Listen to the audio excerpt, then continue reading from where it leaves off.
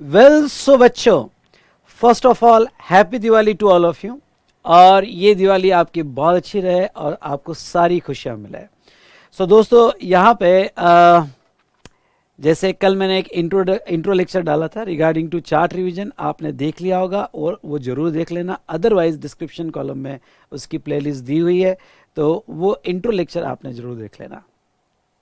तो चलिए शुरू करें। So good morning, good afternoon, good evening to all of you.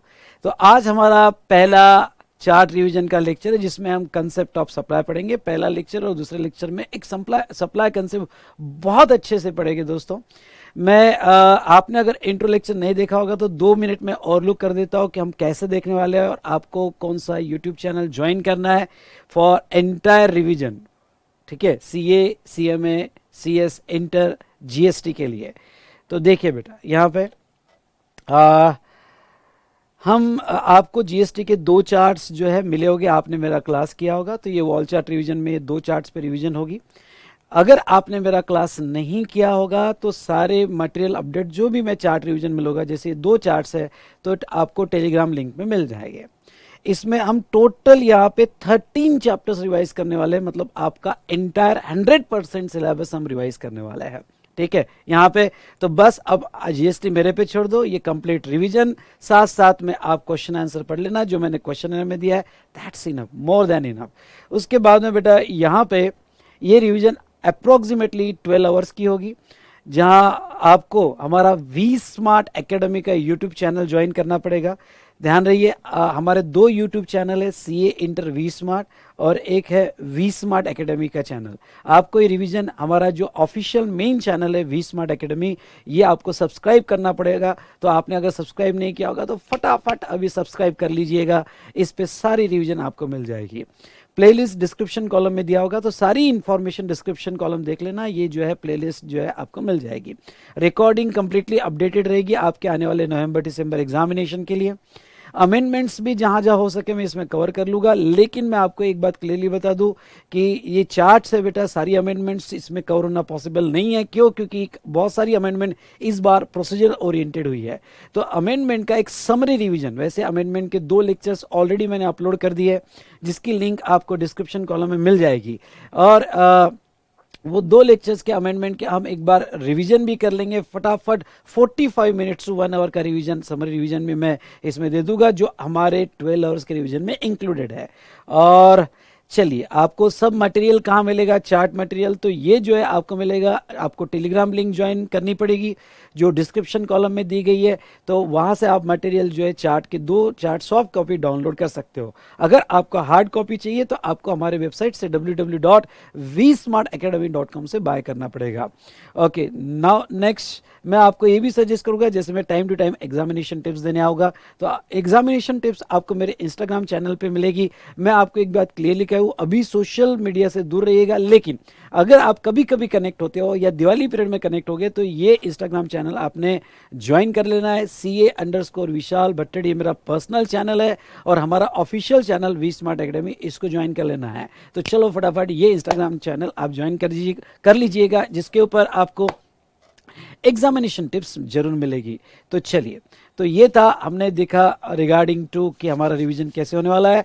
तो अब शुरू करते हैं यहाँ पे चार्ट रिवीजन। यस बेटा, मैं आपको कह दूं कि ये एग्जिस्टिंग जो रिकॉर्डेड सेशन है उसको कंप्लीटली अपडेट कर दिया है आपके एग्जामिनेशन के हिसाब से, तो आपको कंप्लीटली अपडेटेड रिवीजन सेशंस मिलेंगे। तो चलिए शुरू करते हैं। Are you ready? यस और नो? अगर मैं यहाँ पे GST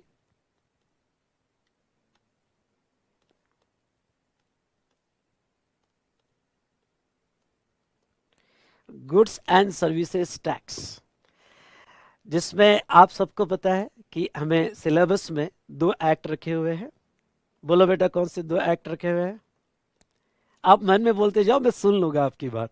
ओके, तो मैं मन की बात जल्दी सुन लेता हूँ। मोदी जी मन की बात करते हैं, मैं सुन लेता हूँ, ठीक है? तो चलिए आगे बढ़ते हैं। तो जहाँ तक है GST goods and services tax, इसके अंदर हमें जो है यहाँ पे पढ़ना है CGST। ओके, CGST ये एक्ट CA इंटर लेवल पे डिटेल में रखा हुआ है। जस्ट मिनट बेटा,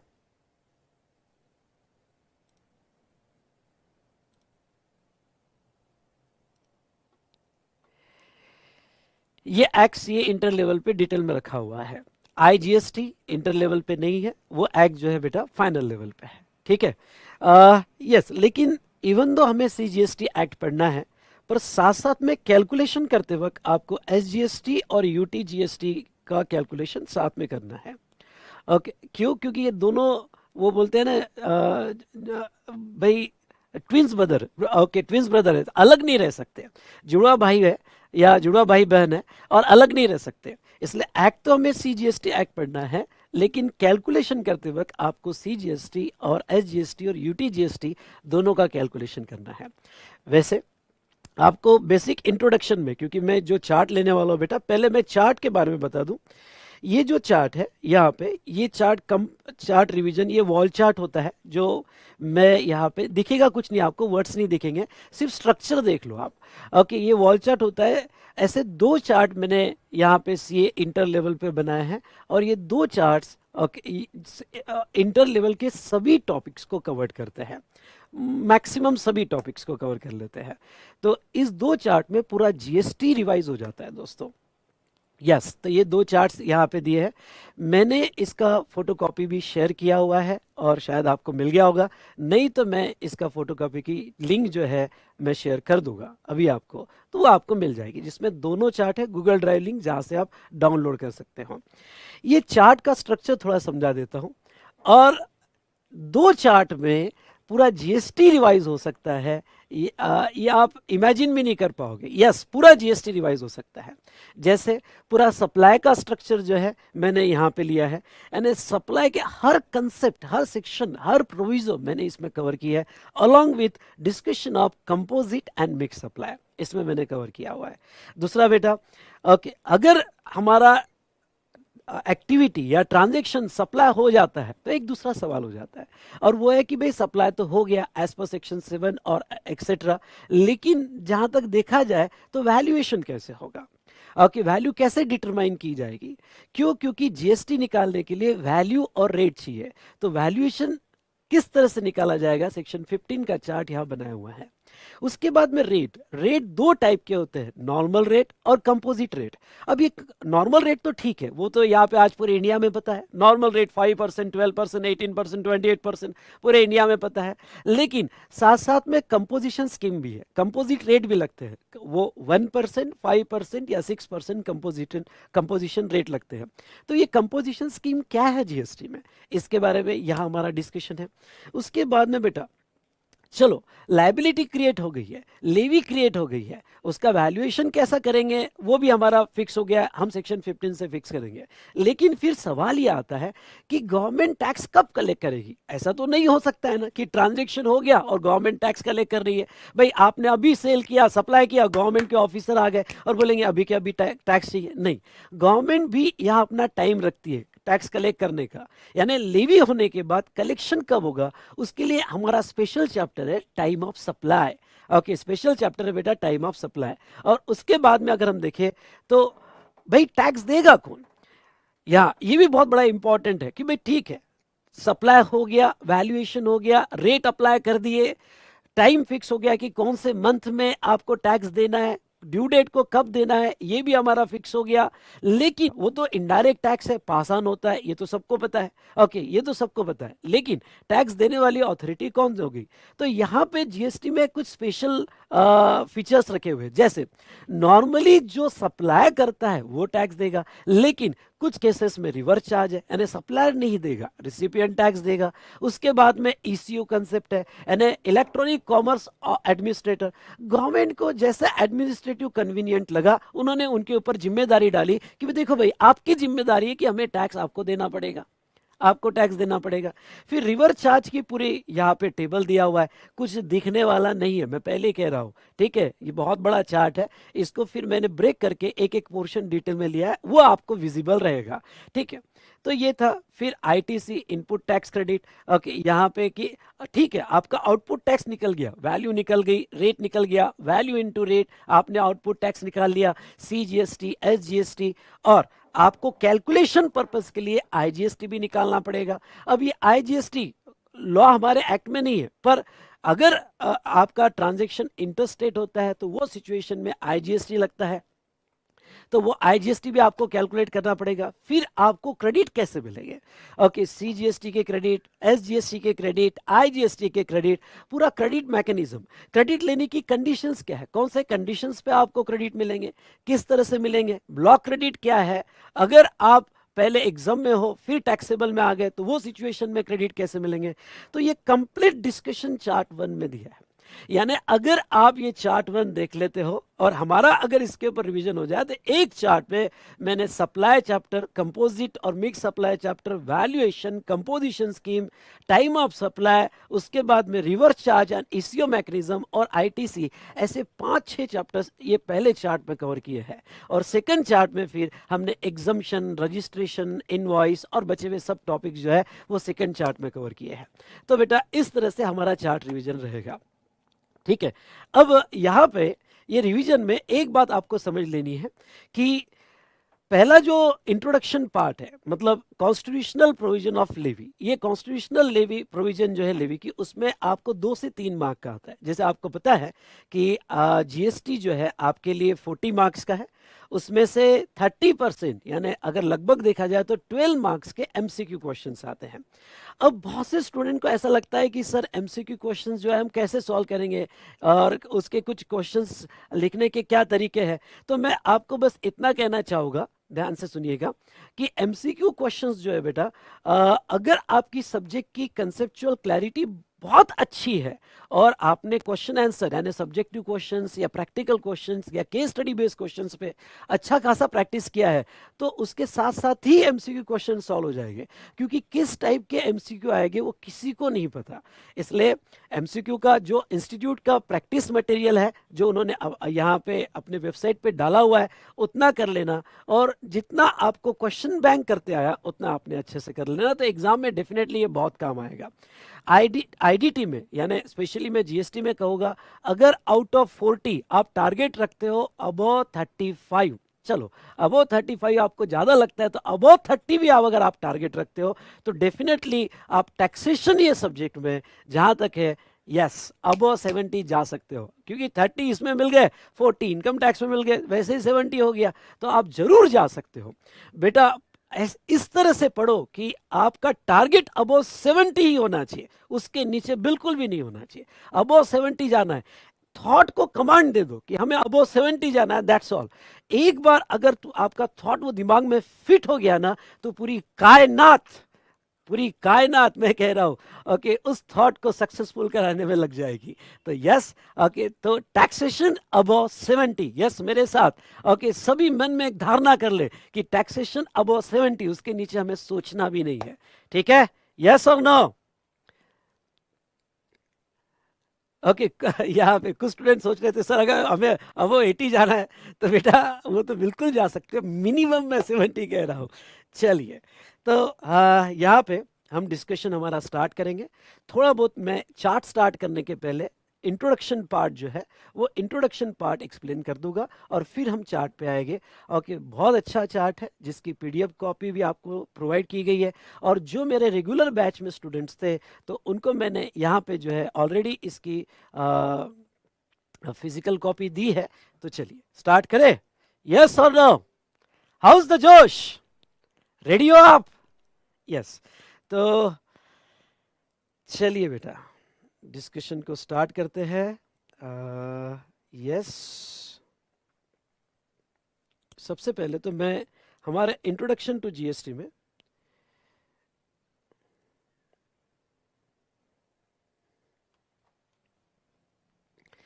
देखिए बेटा, यहां पे GST कुछ इंपॉर्टेंट पॉइंट आपके साथ डिस्कस करना चाहूंगा। ये इनडायरेक्ट टैक्स है। इनडायरेक्ट टैक्स है मतलब क्या? ओके, इनडायरेक्ट टैक्स है transferable from one person to another person. I repeat, transferable from one person to another person. ठीक है, an entire burden is on ultimate consumer. आपको पहले इंट्रोडक्शन चैप्टर में हो सकता है कि ये बेसिक क्वेश्चन पूछा जाए, difference between direct and indirect taxes, direct and indirect taxes. ठीक है, मैं कहूँगा ये पढ़ के चले जाना, अगर क्वेश्चन आए तो मार्क्स मिलने ही चाहिए। ठीक है। Direct tax is payable by person concern, indirect tax is payable by one person, transferable to another person. ठीक है। डायरेक्ट टैक्स जो है यहाँ पे ऑन इनकम अर्निंग एक्टिविटी लगता है, तो इनडायरेक्ट टैक्स जो है ये जो है गुड्स और सर्विसेज पे लगता है। नाउ नेक्स्ट, डायरेक्ट टैक्स जो है यहाँ जहाँ तक है इसका कलेक्शन जो है कम है, इनडायरेक्ट टैक्स का कलेक्शन ज़्यादा है। डायरेक्ट टैक्स में एडमिनिस्ट्रेटिव कॉस्ट ज़्यादा है, तो इनडायरेक्ट टैक्स में कंपैरेटिवली कम है।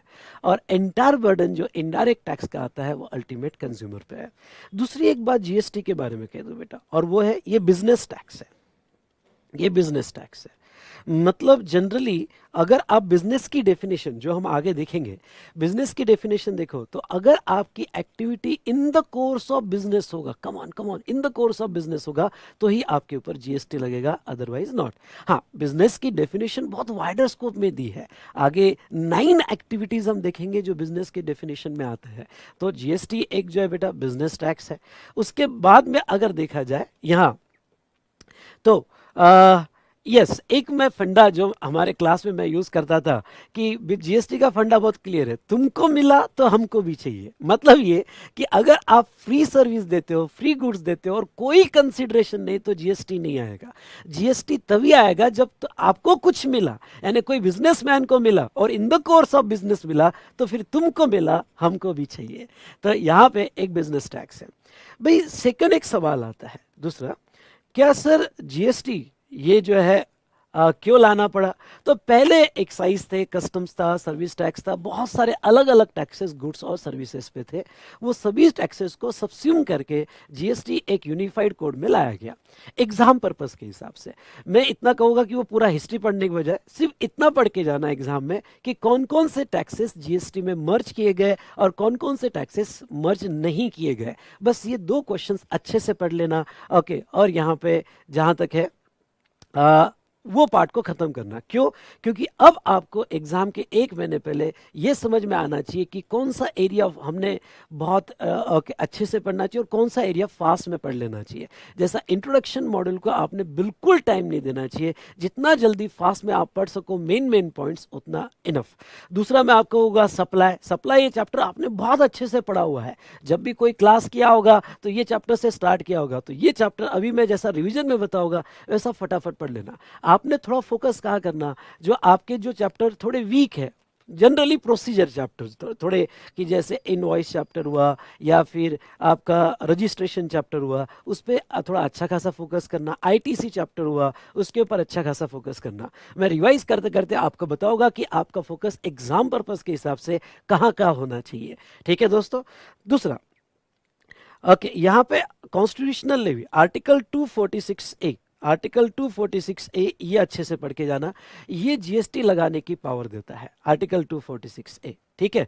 यहाँ पे आर्टिकल 246A क्या कहता है कि इंडिया में सभी गुड्स और सर्विसेज पे जीएसटी लगाया जाएगा एक्सेप्ट पेट्रोलियम प्रोडक्ट्स। अब ये पेट्रोलियम प्रोडक्ट्स मतलब क्या? तो यहाँ पे पेट्रोलियम क्रूड, ठीक है, aviation turbine fuel, high speed diesel, petrol that is called as motor spirit और नेचुरल गैस, ये गुड्स पे फिलहाल जब तक जीएसटी काउंसिल रिकमेंड नहीं करता है तब तक जीएसटी नहीं लगाया जाएगा। इन्हें नॉन टैक्सेबल सप्लाई भी कहा जाता है दोस्तों, ध्यान से सुनना, इन्हें नॉन टैक्सेबल सप्लाई भी कहा जाता है।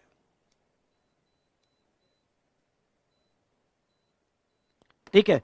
तो आर्टिकल 246A इन गुड्स को एक्सक्लूड करता है। दूसरा आर्टिकल 246A ये कहता है कि यहां पे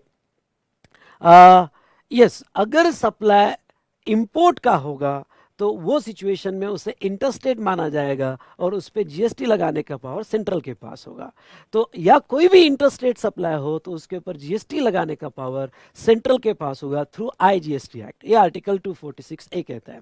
साथ साथ में मैं और एक आर्टिकल आपके साथ डिस्कस करना चाहूंगा, आर्टिकल 366(12).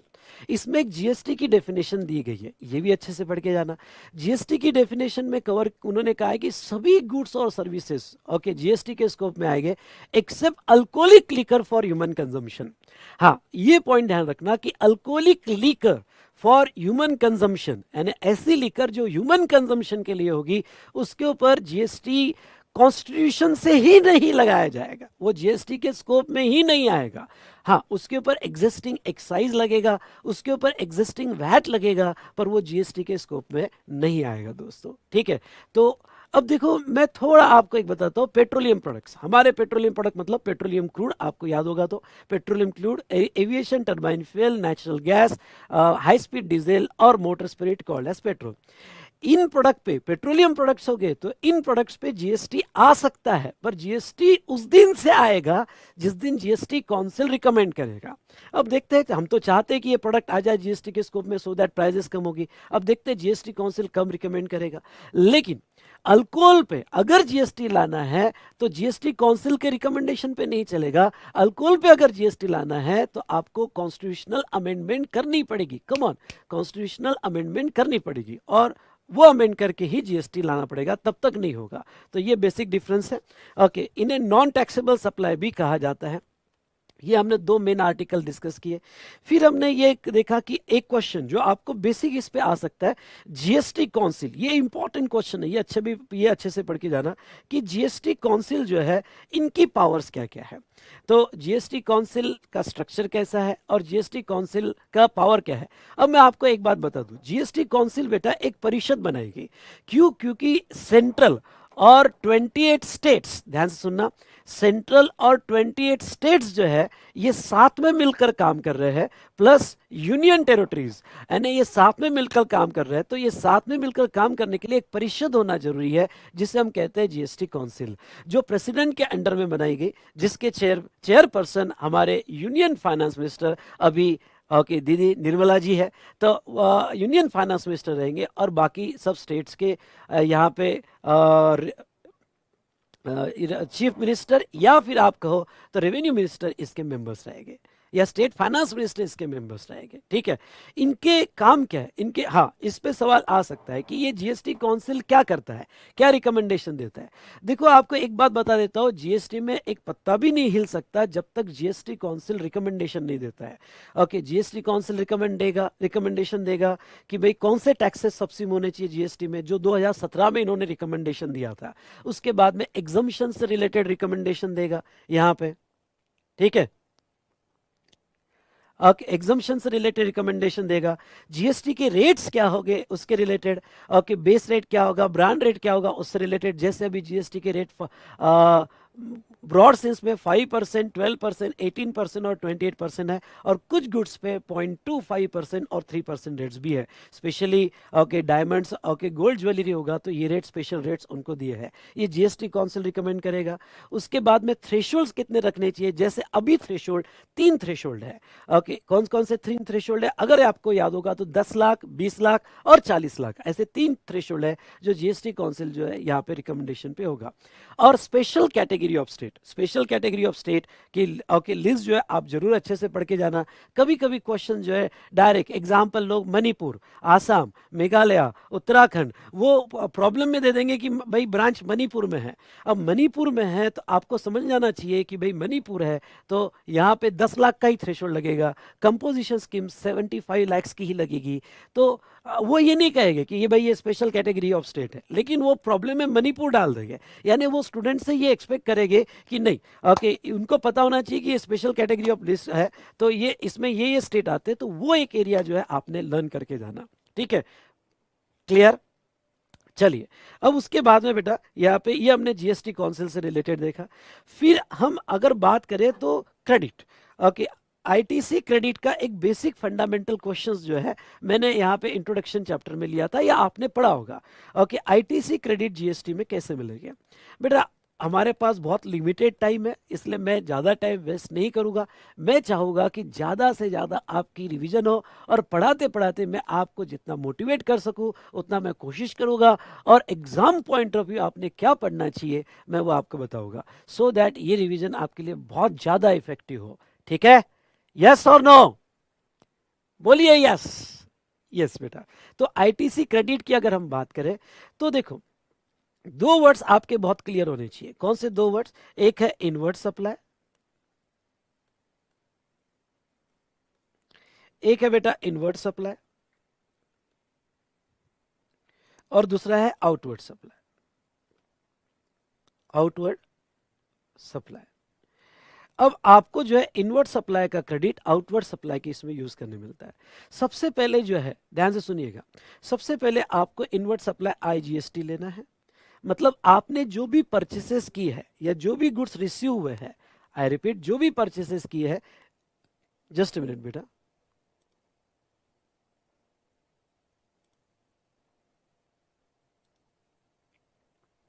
हाँ,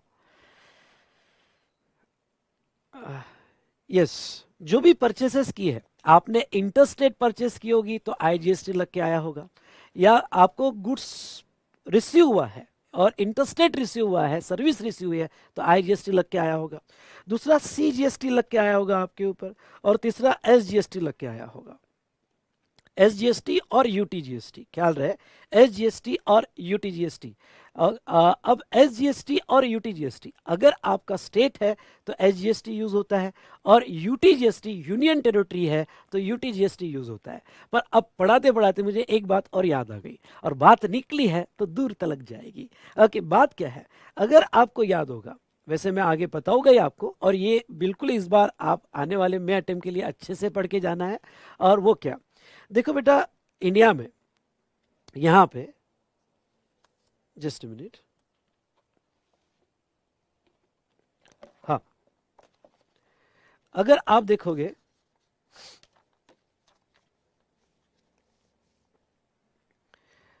तो इंडिया का स्ट्रक्चर डिवाइडेड स्ट्रक्चर है, फेडरल स्ट्रक्चर है। और अगर हम बात करें तो state and union territory and UT. Okay, state and union territory और यूटी। स्टेट का मतलब ऐसी यूटी, यूनियन टेरिटरी, जहां स्टेट लेजिस्लेचर है, स्टेट लेजिस्लेचर है, ठीक है। ऐसे 28 स्टेट्स है जहां स्टेट लेजिस्लेचर है। जैसे आप एग्जांपल लो, गुजरात है, उड़ीसा है, महाराष्ट्र है, जहां स्टेट लेजिस्लेचर है, जहां असेंबली चलती है, विधानसभा है। तो इस यहाँ एसजीएसटी लॉ एप्लीकेबल होगा। मतलब कोई भी ट्रांजैक्शन होगा तो उस ट्रांजैक्शन पे सीजीएसटी लगेगा और उस ट्रांजैक्शन पे एसजीएसटी लगेगा।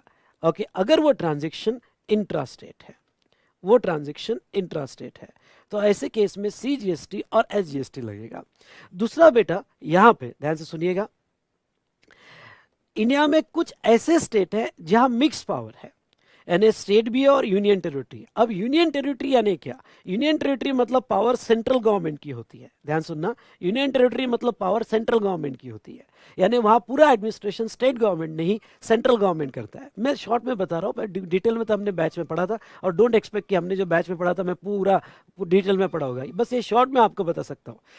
अब इंडिया में यहाँ पे 3 ऐसे स्टेट और स्टेट है जहां सेंट्रल की भी पावर चलती है, यानी वो मिक्स है, यानी वो मिक्स पावर में चलता है। एक है दिल्ली, दूसरा है पुडुचेरी, दूसरा है बेटा पुडुचेरी, एंड तीसरा अभी अभी जम्मू एंड कश्मीर बना है। तो ये ऐसे 3 स्टेट है जहां स्टेट असेंबली भी है, जहां स्टेट असेंबली भी है और सेंट्रल की भी पावर चलती है, मिक्स पावर चलती है। लेकिन जीएसटी लॉ ये कहता है कि अगर, क्यों ना वो यूनियन टेरिटरी का भी पार्ट होगा, क्यों ना वहां सेंट्रल की पावर भी चलती होगी, क्यों ना वो यूनियन टेरिटरी डिक्लेयर भी होगी, लेकिन जीएसटी लॉ ये कहता है कि अगर यहां स्टेट लेजिस्लेचर है, ओके, यहां स्टेट लेजिस्लेचर है, तो ये जीएसटी के लिए स्टेट ही माना जाएगा, जीएसटी के लिए स्टेट ही माना जाएगा, और यहां पे सीजीएसटी और एसजीएसटी लगेगा, यहां यूटीजीएसटी नहीं लगेगा। तो ओके, ये लर्न करके जाना for MCQ question, come on come on come on. Delhi, Puducherry, Jammu and Kashmir, ये 3 केस में यहां पे यूटीजीएसटी नहीं, अगर दिल्ली के अंदर इंट्रास्टेट ट्रांजैक्शन होता है, यानी विद इन दिल्ली होता है, विद इन पुडुचेरी होता है, with in Jammu and Kashmir होगा, तो वहां पे सीजीएसटी और एसजीएसटी लगेगा। दूसरा बेटा, अगर मैं कहूं तो यस, यूनियन टेरिटरी सेंट्रल जो है, तो यूनियन टेरिटरी जो भी यूनियन टेरिटरी डिफाइन है, जैसे आप नोट्स में पढ़ोगे तो अंडमान निकोबार, लक्षद्वीप, उसके बाद में दादरा नगर हवेली, दमन एंड दीव। हाँ, ये अमेंडमेंट है आपके अटेम्प्ट की कि दादरा नगर हवेली और दमन दीव ये अब कंबाइन हो गया, जिसके बारे में मैं बताऊंगा आपको आगे। तो उसके बाद में चंडीगढ़ और लद्दाख, लद्दाख ऐड हुआ है। तो ये जो यूनियन टेरिटरी है बेटा, तो ये यूनियन टेरिटरी पे यहाँ पे अगर with in that union territory transaction होता है तो ऐसे केस में यहाँ पे CGST और UTGST लगता है। कम ऑन, CGST और UTGST लगता है। तो ये 50% लगेगा और ये 50% लगेगा। ओके, ये 50-50% लगेगा। अब नेक्स्ट सवाल आपका ये आ सकता है, और नेक्स्ट सवाल ये कि सर अगर ये सेंट्रल के ही कंट्रोल में है तो ऐसे केस में CGST भी सेंट्रल का है और UTGST भी सेंट्रल का है, तो फिर यहाँ सर एक ही क्यों नहीं लगा देते CGST? नहीं बेटा, एक नहीं लगा सकते, क्योंकि UTGST का पैसा जो कलेक्ट हो रहा है, क्यों ना सेंट्रल कलेक्ट करे, लेकिन वो पैसा उसी यूनियन टेरिटरी के लिए यूज किया जाता है, और CGST का पैसा पूरे इंडिया का फंड होता है, इसलिए वहां पे UTGST अलग से लगता है। तो चलो इस डिस्कशन पे हम आए, और इस डिस्कशन पे आने के बाद देखो यहाँ पे IGST आपके इनवर्ट सप्लाई पे आया, CGST आपके इनवर्ट सप्लाई पे आया, SGST और UTGST आया।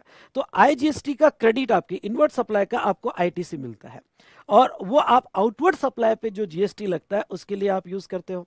तो आउटवर्ड सप्लाई पे जो टैक्स लगेगा उसके लिए यूज कर सकते हो। अब लॉ क्या कहता है? लॉ ये कहता है कि सबसे पहले आप स्टार्ट करोगे, बहुत इंपॉर्टेंट बात मैं कहने जा रहा हूं, सबसे पहले आप जब भी क्रेडिट यूज करोगे तो वो क्रेडिट IGST का यूज करोगे। ठीक है, IGST का यूज करोगे, यानी IGST का क्रेडिट यहां पे ओके पहले, और IGST का क्रेडिट पहले IGST के पेमेंट के लिए यूज करोगे। फर्स्ट IGST के पेमेंट के लिए यूज करोगे। अब IGST के पेमेंट के लिए यूज करने के बाद अगर बैलेंस बाकी होगा, सुनना, IGST के पेमेंट के यूज करने के बाद अगर बैलेंस बाकी होगा तो आप CGST और SGST के लिए यूज कर सकते हो। अब लॉ ये कहता है कि CGST और SGST के लिए जब आप यूज कर रहे हो तो फिर कोई भी रेशियो में यूज कर सकते हो। एग्जाम्पल के तौर पे आपके पास IGST का 200 रुपए का क्रेडिट पड़ा था, और इस मंथ में आपका आउटपुट टैक्स पेबल IGST 100 रुपए है। ओके, और CGST आपका 50 रुपए है, SGST आपका 50 रुपए है पेबल। ठीक है, तो अब सबसे पहले 200 में से आप जो है इसके लिए 100 रुपए यूज कर लोगे। ओके, इसके लिए यूज कर लोगे। अब बचा कितना बैलेंस आपके पास? तो आपके पास बैलेंस बचा 100 रुपए। ओके, अब ये 100 रुपए जो है अब आप किसके लिए यूज कर सकते हो? तो आप CGST के लिए भी यूज कर सकते हो, SGST के लिए भी यूज कर सकते हो। ओके, तो आप कोई भी रेशियो में यूज कर सकते हो। मतलब ऐसा हो सकता है कि यहाँ पे 50-50 यूज कर रहे हो क्योंकि 50-50 की जरूरत है। एग्जाम कभी कभी ऐसा हो सकता है कि भाई CGST 70 है, ओके 70 है, और ये SGST आपका पेबल 30 है, तो आप 70 पूरा CGST के लिए, बचा हुआ SGST के लिए, या फिर आप जो है यहाँ पे मैं ये कहूँ तो 50-50 भी यूज कर सकते हो, आपकी मर्जी। तो यहाँ कोई रिस्ट्रिक्शन नहीं है, इसलिए यहाँ हर स्टूडेंट का आंसर चेंज होगा, क्योंकि वो कोई भी रेशियो में यूज कर सकता है, फुल्ली CGST में, फुल्ली SGST में, या 50-50%, 70-30%, 10-90%, कोई भी रेशियो में यूज कर सकता है, उसका कोई रिस्ट्रिक्शन नहीं है। सेकंड, लॉ क्या कहता है? लॉ ये कहता है कि IGST पे, ध्यान सुनना, IGST पे आपने क्रेडिट पूरा यूज करने के बाद, यानी IGST पूरा एग्जॉस्ट करने के बाद आप आ जाइए CGST के क्रेडिट पे, बाद में CGST के क्रेडिट पे आ जाए। तो एक बार एक सवाल पूछे, क्या IGST पूरा यूज हो गया? हाँ, पूरा यूज हो गया, तो फिर आ जाइए CGST पे। CGST का क्रेडिट आप CGST में यूज करोगे, यानी CGST का अगर CGST होगा तो उसमें यूज करोगे, और IGST में यूज करोगे।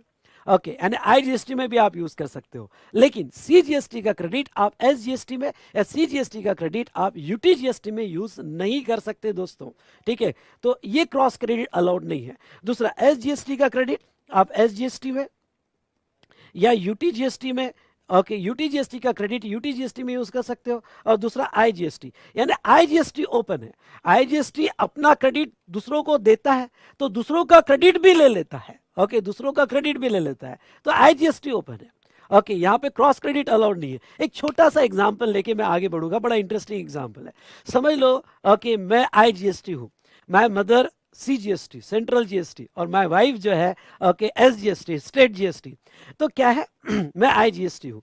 ओके, हम तीनों खाना खा रहे हैं, मेरी मदर, मैं और मेरी वाइफ, ठीक है। तो मेरी मदर जो है मुझे खाना खिला सकती है। ओके, मैं IGST हूं, मेरी मदर यानी CGST। ओके, तो ख्याल रहे, CGST मेरी मदर है, मैं IGST हूँ, इंटीग्रेटेड हूँ दोनों के बीच में, और मेरी मदर और मेरी वाइफ का नहीं जमता है, एग्जाम्पल ले रहे हैं। तो जहां तक देखा जाए तो यहाँ पे सेंट्रल GST CGST जो है, मेरी मदर खुद खाना खाएगी, मतलब CGST का क्रेडिट CGST में, और मेरी मदर मुझे भी प्यार से खाना खिलाएगी, CGST का क्रेडिट IGST में। ओके, मेरी वाइफ खुद भी खाना खाएगी, तो SGST का क्रेडिट SGST में, और मुझे भी खाना खिलाएगी IGST में। हम दोनों में यूज कर सकते हैं, और मैं दोनों को खाना खिलाऊंगा, मेरे मदर को प्यार से खिलाऊंगा, यानी मैं IGST। ओके, पहले मैं खाना खाऊंगा, हाँ, पर ख्याल रहे IGST में पहले मैं खाना खाऊंगा, फिर CGST और SGST दो। ओके, ये कोई भी प्रोपोर्शन में मैं यहाँ खाना खिलाऊंगा, जिससे ज्यादा प्यार है उसको खिलाऊंगा, ठीक है। ऑब्वियसली मेरे मदर से ज्यादा प्यार है, एग्जाम्पल लेना। तो यहाँ पे पर my mother and my wife वो दोनों एक में को खाना नहीं खिलाएगी। इन सिंपल वर्ड, CGST का क्रेडिट SGST और UTGST में नहीं, और SGST UTGST का क्रेडिट CGST में नहीं मिलेगा, ठीक है। तो यहाँ पे ये दोनों की बिल्कुल नहीं जमती है, तो क्रॉस क्रेडिट अलाउड नहीं है दोस्तों। चलो आगे बढ़ते हैं। आई होप आपने एग्जाम्पल जो है इमेजिन किया होगा मेरे साथ। ओके, मैं दोनों IGST में दोनों को खाना खिला रहा हूँ, पर पहले मैं खा रहा हूँ फिर दोनों को खिला रहा हूँ। ओके, CGST मुझे IGST में एडजस्ट, SGST IGST में एडजस्ट, लेकिन क्रॉस क्रेडिट अलाउड नहीं है। एक सवाल है, एक सवाल ये कि सर SGST का क्रेडिट UTGST में मिलता है क्या, या UTGST का क्रेडिट ओके SGST में मिलता है क्या?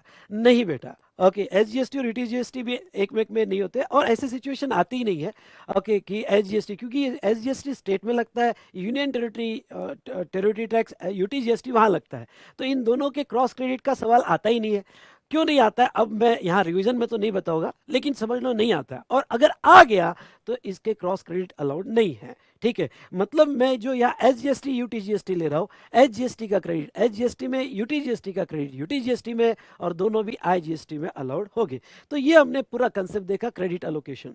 जब भी आप प्रॉब्लम सॉल्व करोगे, और प्रॉब्लम सॉल्व करते वक्त आपके सामने पूरा कंसेप्ट दिया गया कि ये आउटपुट टैक्स है, ये परचेसेस की, ये इनपुट टैक्स है, तो आपका टेबल कैसे होना चाहिए बेटा? आपका टेबल ध्यान से सुनना। Okay, statement of net GST payable, statement of net GST payable, आपका टेबल, इसके ऊपर थोड़ा प्रैक्टिस करना। Statement of net GST payable, तो आपने पर्टिकुलर्स, ये टेबल ध्यान से देखो, पर्टिकुलर्स IGST, पहले IGST लेना, फिर CGST और फिर SGST। ओके, पहले IGST, ओके, फिर CGST, फिर SGST, इस तरह से आपने टेबल लेना है, ठीक है। कोशिश करना कि पहला कॉलम IGST, इसका बहुत रिलेवेंस है, आपकी कभी मिस्टेक नहीं होगी। Okay, output tax payable, output tax payable, कभी कभी आपका हो सकता है ओपनिंग बैलेंस भी दिया, मैं ओपनिंग बैलेंस लेता हूँ, जस्ट आपके नॉलेज के लिए लेना। ओपनिंग बैलेंस दिया है, ओपनिंग बैलेंस आपका IGST का 50,000 है। ओके, जो लास्ट मंथ का कैरी फॉरवर्ड हुआ है, CGST का 30,000 रुपये है, और SGST का 20,000 रुपये है, ये लास्ट मंथ का कैरी फॉरवर्ड हुआ। फिर इस मंथ का आपने जो टैक्स पेबल है ऑन योर सेल्स, यानी output tax payable, output tax payable. Okay, spelling वगैरह मत देखना मेरे, मैं ओके रिवीजन ले रहा हूँ तो मेरी स्पीड रहेगी, ठीक है। और मेरी लैंग्वेज बिल्कुल लिखने का तरीका डॉक्टर जैसा है, अपने आप को नहीं समझता मैं क्या लिख रहा हूँ, ठीक है। तो आउटपुट टैक्स पेबल, तो आउटपुट टैक्स पेबल यहाँ पे ये 20,000 रुपये है। ओके, CGST 10,000 रुपये है, और SGST इस मंथ में 10,000 रुपये है। तो टोटल लाइब, ओके मेरे पास, सॉरी मेरे से एक गलती होगी, ओपनिंग बैलेंस यहाँ नहीं लूंगा, आउटपुट टैक्स पेबल, ठीक है। मेरा आउटपुट टैक्स पेबल जो है 20,000, 10,000 और 10,000 है। ओके, तो मैंने पहले IGST ले लिया, फिर CGST ले लिया, फिर SGST ले लिया। ओके, लेस अब आपका क्या होना चाहिए, लेस ITC। ओके, अब ITC का ओपनिंग बैलेंस, ओपनिंग बैलेंस यहाँ चाहिए, ITC का ओपनिंग बैलेंस ले लो। तो ITC का ओपनिंग बैलेंस आपके पास 50,000 रुपये था, ये जो है आपके पास ओके 10,000 रुपये था, सॉरी ये 30,000 रुपये था, और ये 20,000 रुपये था। अब देखो, मैं ये कहूंगा कि ये एक ही टेबल में मत लेना, जो भी ITC कलेक्ट करोगे ITC का टेबल अलग बना लेना। मतलब क्या, मतलब ये ओके, आपको प्रॉब्लम सॉल्व करते वक्त ख्याल रखना कि ITC, तो net ITC available, ITC available, इसका टेबल ही अलग से बनाना, कोशिश यही करना कि आईटीसी का टेबल अलग से बने। अब इसमें आपने फिर ये जो आईटीसी ले रहे हैं इसका आईटीसी का प्रॉपरली टेबल बनाना, जिसमें आपका particulars, okay, particulars, IGST, CGST और एसजीएसटी ये आपका कवर होना चाहिए। आई रिपीट, आईजीएसटी, सीजीएसटी और एसजीएसटी ये कवर होना चाहिए, जिसमें आईटीसी का ओपनिंग बैलेंस, ओके। अब ये आईटीसी का ओपनिंग बैलेंस जो भी आपका होगा 50,000 रुपये, ओके, 30,000 रुपये और ये 20,000 रुपये। फिर आपने जो भी परचेसेस की होगी, अब आपने गुड्स की परचेसेस की होगी, सर्विसेज की परचेसेस की होगी, तो जिसके एलिजिबल क्रेडिट है, ओके, एक्सक्लूडिंग ब्लॉक क्रेडिट, वो क्रेडिट लेना। समझ लो इस बार आपके 10,000 रुपये, ओके, 5,000 रुपये और इस मंथ के 5,000 रुपये, टोटल आपके पास क्रेडिट जमा हुआ 60,000 रुपीज़। उसके बाद में 35,000 रुपीज़ और 25,000 रुपीज़ ये आपके पास क्रेडिट जमा हो गया, ये आपके क्रेडिट हुए। फिर हमारे मेन टेबल में आना, यहां लिखना लेस आईटीसी, लेस आईटीसी। ये स्ट्रक्चर बहुत अच्छा है अगर आप ध्यान से देखो तो। और इनर कॉलम में आपके पास आईजीएसटी का टोटल कितना है बेटा, 60,000 है। आईजीएसटी का 60,000 है, ठीक है। सीजीएसटी का कितना है आपके पास, तो सीजीएसटी का आपके पास 35,000 है, समझ लो 35,000। और एसजीएसटी का कितना है, तो एसजीएसटी का आपके पास क्रेडिट 25,000 पड़ा हुआ है, ठीक है, 25,000। अब क्रेडिट यूज करना चालू करो। ये आपका आउटपुट टैक्स है, ये आपका इनपुट टैक्स है, ध्यान सुनना, ये आपका आउटपुट टैक्स है और ये आपका इनपुट टैक्स है। तो आईजीएसटी का क्रेडिट पहले आईजीएसटी में यूज करना। तो आपने पहले आईजीएसटी में यूज कर लिया, तो आपको 20,000 की जरूरत थी, ओके, तो आपने यूज कर लिया पहले आईजीएसटी में। फिर पहले आईजीएसटी को खत्म करना, फिर आईजीएसटी का क्रेडिट सीजीएसटी और एसजीएसटी में।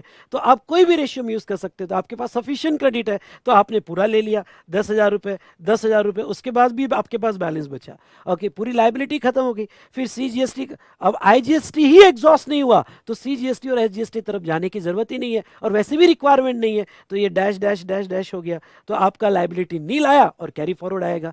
तो इस तरह से आपको कैलकुलेट करना है। हो सकता है कि यहाँ पे अब ये 20,000 की जगह 2 लाख हो जाए, ये 1 लाख हो जाए, तो फिर आपका कैलकुलेशन बदल जाएगा, ओके। अब समझ लो मैंने 2 लाख और 1 लाख यहाँ पे कर दिया, तो अब आपका क्या होगा, अब यहाँ पे कहो क्या, तो आईजीएसटी 60,000 पूरा इसमें यूज हो जाएगा। अगर आप देखते हो तो आईजीएसटी 60,000 पूरा यूज हो जाएगा, ओके, इसके लिए बैलेंस ही नहीं बचा। 35,000 इधर सीजीएसटी में यूज हो जाएगा, ओके। हाँ, अब सीजीएसटी का क्रेडिट मैं सीजीएसटी में और आईजीएसटी में ले सकता हूँ, पर आईजीएसटी में यहाँ पे मेरे पास बैलेंस ही नहीं है, और एसजीएसटी में नहीं ले सकता हूँ, और एसजीएसटी का क्रेडिट मैं यहाँ पे एसजीएसटी में लूंगा, ओके, इसके लिए नहीं ले सकता हूँ, और आईजीएसटी के लिए बैलेंस ही नहीं है, और नेट लायबिलिटी आपको निकालना पड़ेगा। आई होप बेटा आपको ये समझ में आया होगा, ठीक है। तो मेरा पूरा फोकस ये है कि जब भी प्रॉब्लम सॉल्व करो और आपको क्रेडिट कैलकुलेट करना है, नेट लायबिलिटी कैलकुलेट करना है, तो आईटीसी का टेबल अलग से बना लेना, क्रेडिट जमा कर लेना और फिर ये टेबल में लाना, और हमारा यहाँ पे जो है आईटीसी टेबल यूज करना है, ठीक है। यस और नो, आया कि नहीं आया आपके समझ में? यस बेटा, यस पंकज जी, स्टूडेंट का क्या कहना है, आ रहा है समझ में? Yes, very good, very good. तो ये फॉर्मेटिंग पे आपने जरूर ध्यान देना, तो आपको बहुत काम आएगा इस फॉर्मेटिंग पे। चलो,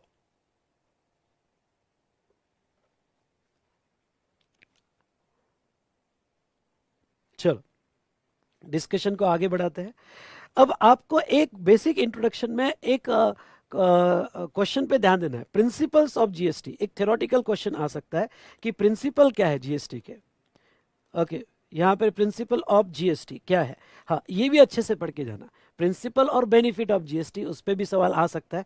प्रिंसिपल है कि ये वैल्यू एडेड टैक्स है, यानी जीएसटी भी ओनली ऑन वैल्यू एडिशन लगता है। दूसरा, ये इनडायरेक्ट टैक्स है, इसलिए ट्रांसफर होता है फ्रॉम 1% टू, नहीं, एक मिनट, साइड से कैमरे के सामने, एक दूसरे कप में लेके आ जा, दूसरे कप में लेके आ जा, ठीक है। चाय आई है बेटा चलो, आज मुझे थोड़ा बहुत कोल्ड है तो मैं कंटिन्यूस चाय पी रहा हूँ, पर तबीयत ठीक है। ये इनडायरेक्ट टैक्स है जहां बर्डन ट्रांसफरेबल है फ्रॉम 1% टू अनदर। तीसरा, एक मोस्ट इंपॉर्टेंट प्रिंसिपल क्या है कि जीएसटी डेस्टिनेशन बेस्ड टैक्स है, डेस्टिनेशन बेस्ड टैक्स है। अब बेटा ये डेस्टिनेशन बेस्ड टैक्स क्या होता है? जो डेस्टिनेशन पे ट्रांजैक्शन होगा उस डेस्टिनेशन, वो डेस्टिनेशन की गवर्नमेंट पैसा लेगी। समझ लो, ओके, स्टेट ऑफ यहाँ पे महाराष्ट्र, गुजरात, उड़ीसा, आप जहाँ के भी होगे बेटा, तो एग्जाम्पल लो कि आप महाराष्ट्र में हो, एग्जाम्पल लेता हूं कि आप महाराष्ट्र में हो।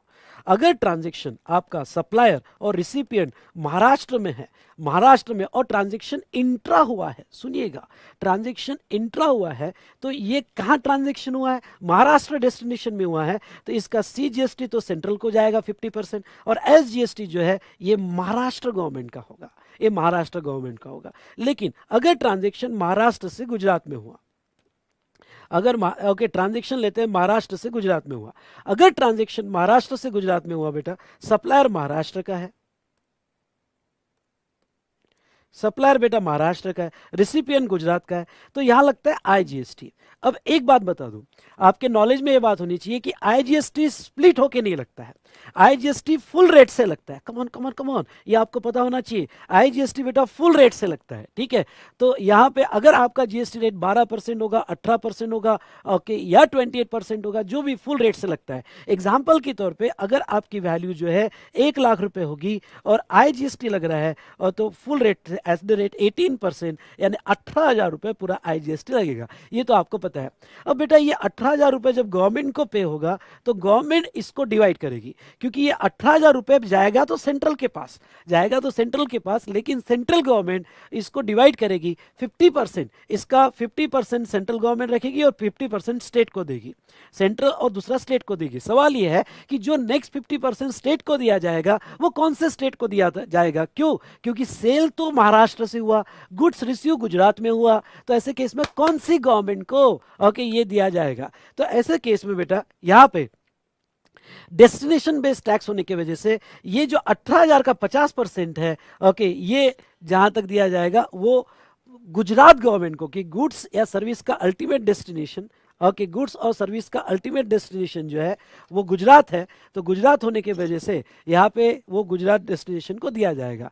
अब वो आपको एग्जाम में नहीं करना है और इंटर लेवल पे तो बिल्कुल नहीं करना है, आपको बस इतना है कि IGST फुल रेट से लगता है। क्लियर? यस और नो? जोर से बोलिए हाँ सर। ओके, हाउस द जोश, बोलिए यस सर। तो यहाँ पे यस है सर। चलिए अब आगे बढ़ते हैं। यहां पे तो हमने आया प्रिंसिपल, ये ओके, GST का प्रिंसिपल है कि वो डेस्टिनेशन बेस्ड टैक्स है। यहाँ ITC का ओके, यस, जो टैक्स लगा उसका ITC आप ले सकते हो, ओके, रिसिपिएंट उसका ITC ले सकते हो। तो ये कुछ बेसिक प्रिंसिपल है जो आपको अच्छे से पढ़ के जाना है, ठीक है। तो ये पहले इंट्रोडक्टरी मॉड्यूल में कुछ इंपॉर्टेंट बातें मैंने आपके साथ डिस्कस की। एक बार फिर से आपको, हाँ, एक और इंपॉर्टेंट बात, अब बात निकली है तो दूर तलक जाएगी, बहुत ही इंपॉर्टेंट बात, ये आपने बहुत अच्छे से पढ़ के जाना।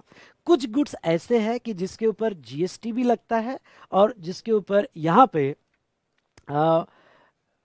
वैट या एक्साइज भी लगता है। जैसे मैं लूंगा tobacco and tobacco product, tobacco and tobacco product, tobacco and tobacco product, ये गुड्स पे, यहां ध्यान सुनिएगा, ये गुड्स पे GST भी लगता है और सेंट्रल एक्साइज लगती है।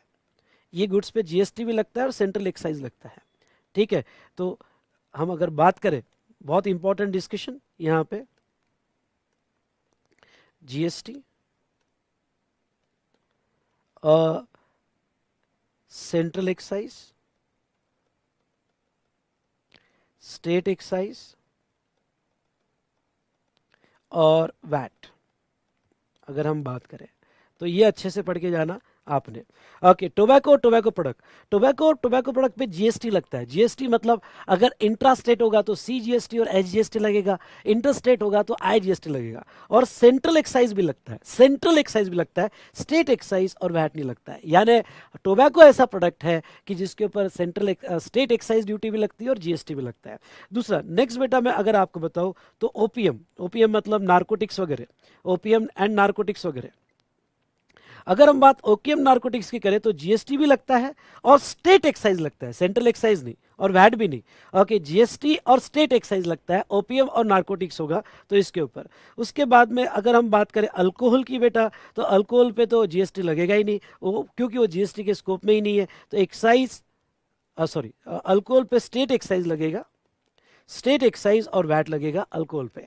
ये नो डाउट आपने जब रेगुलर क्लास किया होगा तो आपकी टीचर ने या मैंने तो आपको डिटेल में पढ़ाया ही है, इसके बारे में हमारा अच्छा खासा डिस्कशन ऑलरेडी हुआ है।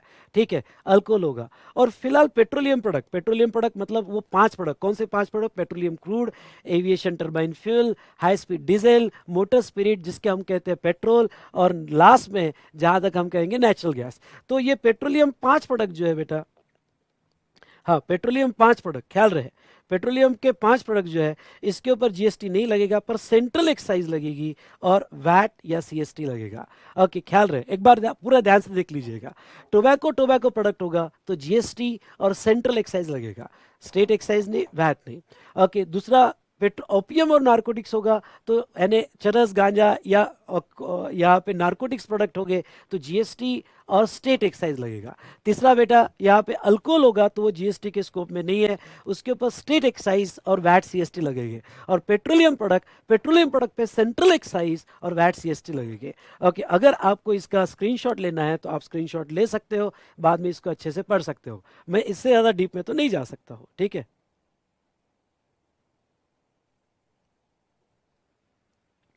ठीक है, चलो अब मैं वापस अपने डिस्कशन पे आता हूँ। तो ये एक डिस्कशन बहुत अच्छा था जो आपको अच्छे से पढ़ना है। ठीक है, अब बेटा जहाँ तक है ख्याल रहे, ये तो हमारा इंट्रोडक्शन चैप्टर से रिलेटेड हुआ। नेक्स्ट में आऊँगा जो एक स्पेशल डिस्कशन आपके साथ करना है, जो अमेंडमेंट है, और इस बार वो अमेंडमेंट आपको अच्छे से पढ़ के जाना है।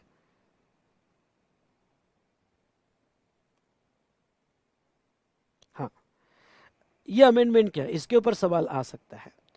यूनियन टेरिटरी की डेफिनेशन, बिफोर अमेंडमेंट और आफ्टर अमेंडमेंट क्या हुई। यूनियन टेरिटरी की डेफिनेशन देखो, अमेंडमेंट के पहले हमारी यूनियन टेरिटरी थी Andaman Nicobar, Lakshadweep, Dadra Nagar Haveli, Daman Diu, Chandigarh and other territory. Other में अभी फिलहाल कुछ नहीं है, पर क्या रहे, दादरा नगर हवेली और दमन दीव ये अलग था। फिर क्या हुआ, ओके आपको याद है तो आर्टिकल 370 हटाया गया, जम्मू एंड कश्मीर जो है इंडिया का पार्ट बनाया गया आर्टिकल 370 हटा के। और जो पहले जम्मू एंड कश्मीर, लद्दाख ये एक स्टेट था, इसको अलग अलग कर दिया गया। तो अब क्या हुआ आपको बताता हूं। अब ये हुआ कि यूनियन टेरिटरी जो है जीएसटी के हिसाब से क्या क्या रहेगी, Andaman Nicobar, Lakshadweep.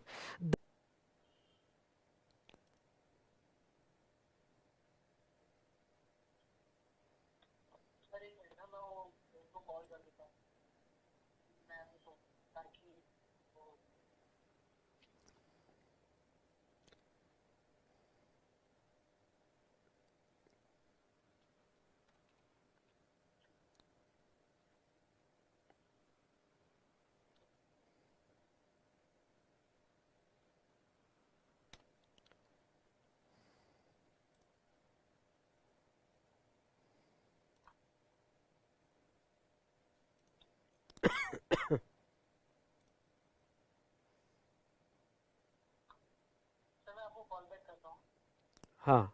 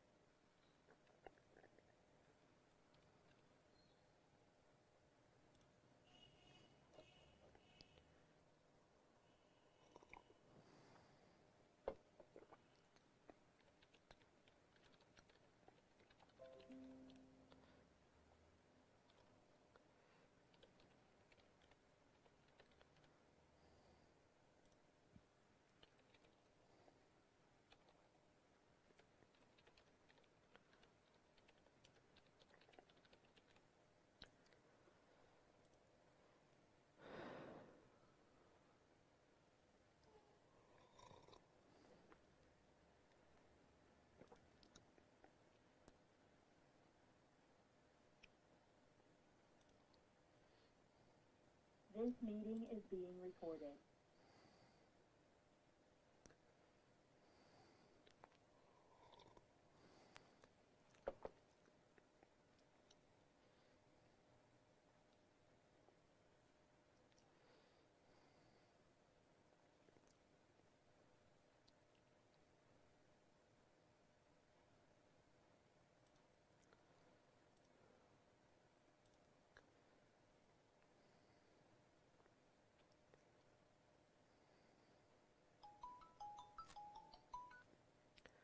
Hello. Sir 2 minute ना, कल वो जो होस्ट थे ना वो ज्वाइन होके उनसे हो गया शायद।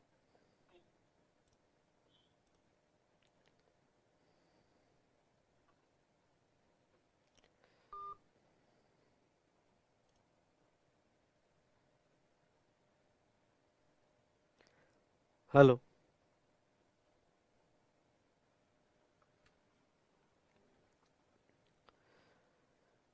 बेटा आवाज क्लियर आ रही है? Sir am I audible? Yes yes. Hello. Yes yes. Sir आपकी आवाज़ भी आ रही है, आपकी स्क्रीन भी दिख रही है। सर आपको मैंने पोस्ट बना दिया है। ठीक है। और सर अगर कोई भी प्रॉब्लम होता है मैं आपको पर्सनल चैट पे मेरा नंबर डालता हूँ। मैं व्रत चौकसी फ्रॉम अहमदाबाद लिखा था। ठीक है, मैं कॉल आपको कर। मेरे को बोल देते हैं। हाँ, yes yes okay sir. Yes.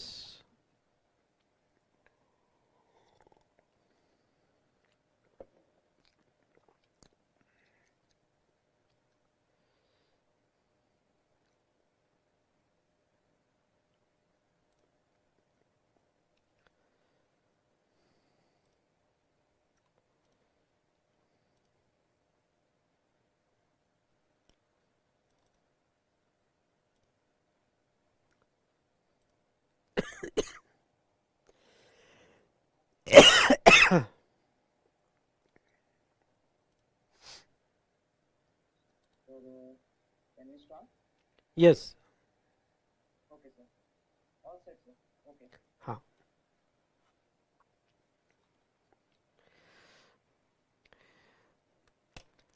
तो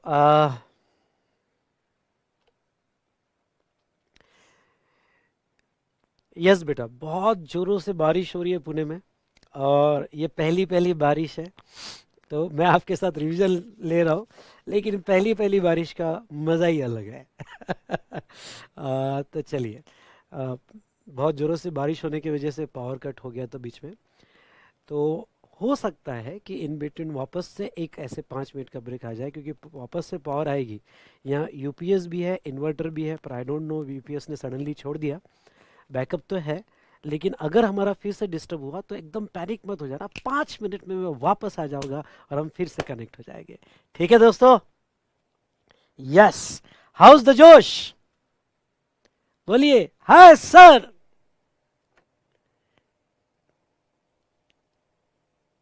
चलिए स्टार्ट करते हैं। तो हुआ क्या, पहले दादरा नगर हवेली, दमन एंड दीव, ये जो था ये दो सेपरेट यूटी थी, और अब फिर मोदी जी ने ये सोचा कि ये दोनों सेपरेट यूटी की क्या ज़रूरत है, क्योंकि जितनी ज़्यादा यूनियन टेरिटरीज वहाँ उतना एडमिनिस्ट्रेशन अलग से करना पड़ता है, वहाँ का गवर्नर अलग से अपॉइंट करना पड़ता है। ठीक है, इसलिए इसको एक ही यूटी कर दिया गया और लद्दाख यूनियन टेरिटरी में ऐड कर दिया गया। ये दो बातें बड़ी इंपॉर्टेंट है। इससे इम्पैक्ट क्या हुआ, जैसे मैं बताता हूँ, बिफोर और अमेंडमेंट के बाद क्या इम्पैक्ट हुए, छोटा सा क्वेश्चन इसके ऊपर आपको पूछा जा सकता है। क्वेश्चन क्या पूछा जा सकता है, क्वेश्चन ये, जैसे पहले पहले जम्मू एंड कश्मीर एंड लद्दाख, यानी जम्मू एंड कश्मीर और लद्दाख एक ही स्टेट था। अब जम्मू एंड कश्मीर और लद्दाख एक ही स्टेट होने की वजह से, अगर एग्जाम्पल लो आपका, एक सिंपल एग्जाम्पल लो कि समझ लो लद्दाख है और ये एक ही स्टेट है, लद्दाख जम्मू एंड कश्मीर। अब गवर्नमेंट ने क्या किया, गवर्नमेंट ने जम्मू एंड कश्मीर को मिक्स इसमें डाल दिया। मिक्स मतलब जहां स्टेट लेजिस्लेचर भी है और यूनियन टेरिटरी भी है, इसलिए जीएसटी के हिसाब से इसको स्टेट देखा जाएगा क्योंकि स्टेट लेजिस्लेचर है, और लद्दाख यूटी में डाल दिया, दोनों को अलग अलग कर दिया, दोनों का ब्रेकअप कर दिया।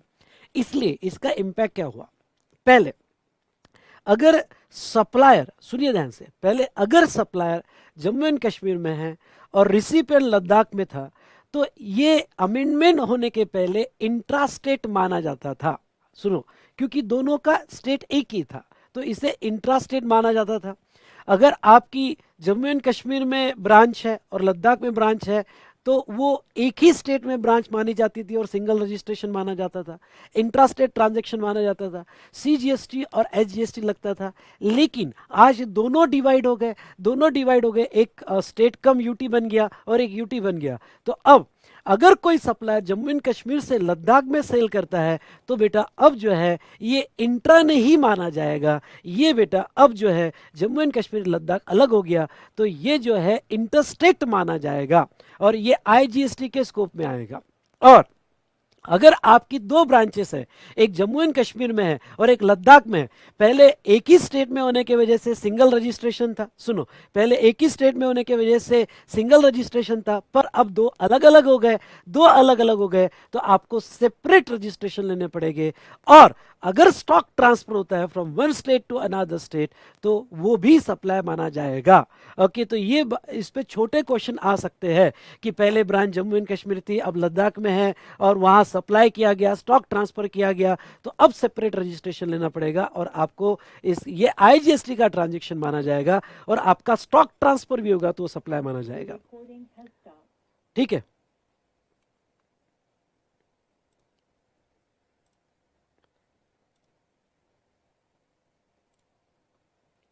नेक्स्ट, अब हम नेक्स्ट बात करते हैं बेटा। सेकंड, अगर आपका यहाँ पे ये दमन एंड दीव, अब ये तो पूरा उल्टा हो गया।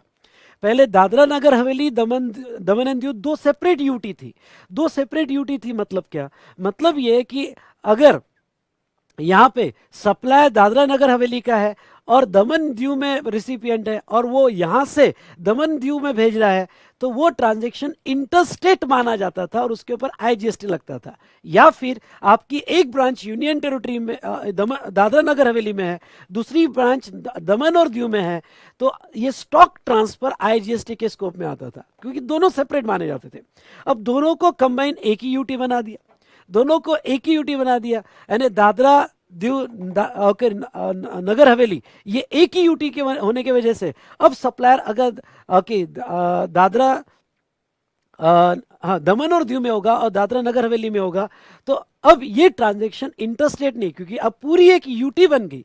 एक यूटी बनने की वजह से ये ट्रांजैक्शन अब इंट्रास्टेट में आ गया और पहले जो आईजीएसटी लगता था अब ये सीजीएसटी और एसजीएसटी में आ गया। और अगर आपकी पहले ब्रांच दादरा नगर हवेली और दमन दीव में होगी, दो अलग अलग थी, सेपरेट रजिस्ट्रेशन था, अब एक ही यूटी में आ गया तो आप चाहो तो दोनों ब्रांचेस को एक सिंगल रजिस्ट्रेशन में रख सकते हो।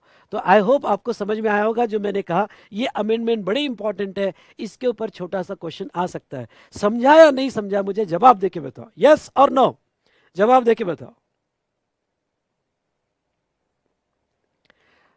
हाँ, यहां पे सीजीएसटी और यूटीजीएसटी होगा। अब चलो परफेक्ट, अब आगे बढ़ते हैं। यहां पे ये एक स्पेशल डिस्कशन हमने किया। अब देखो बेटा, सेक्शन 9(1) ध्यान से सुनना, सेक्शन 9(1) ये चार्जिंग सेक्शन है।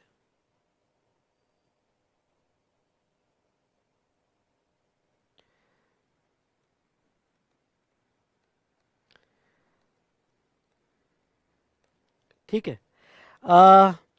यस बेटा, मैं आखिरी में आपको जो है एक टेलीग्राम लिंक शेयर कर दूंगा, तो आप वो टेलीग्राम लिंक ज्वाइन कर लीजिएगा। तो उसमें मैं जो है ये अमेंडमेंट नोट्स भी आपको शेयर कर दूंगा, इसके प्रॉब्लम्स भी आपको शेयर कर दूंगा।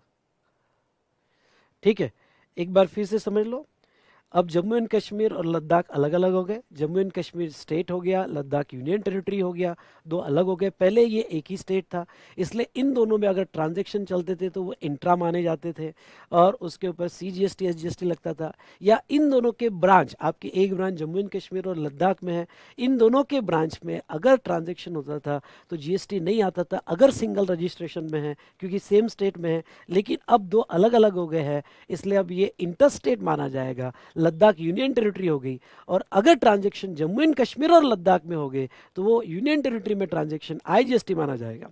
और अगर विद इन लद्दाख हो गए, यानी यहाँ के यहाँ ट्रांजैक्शन होगा, सप्लायर भी यहाँ का है, सुनो, सप्लायर भी यहाँ का है बेटा, और रिसिपिएंट भी यहाँ का है, सब सॉरी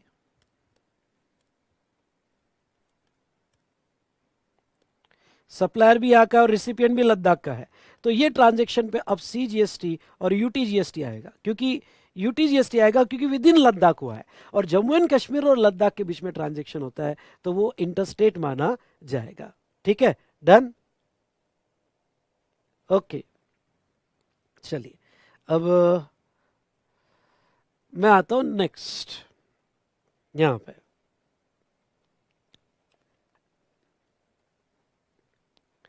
अब आता हूं बेटा हमारे चार्जिंग सेक्शन पे।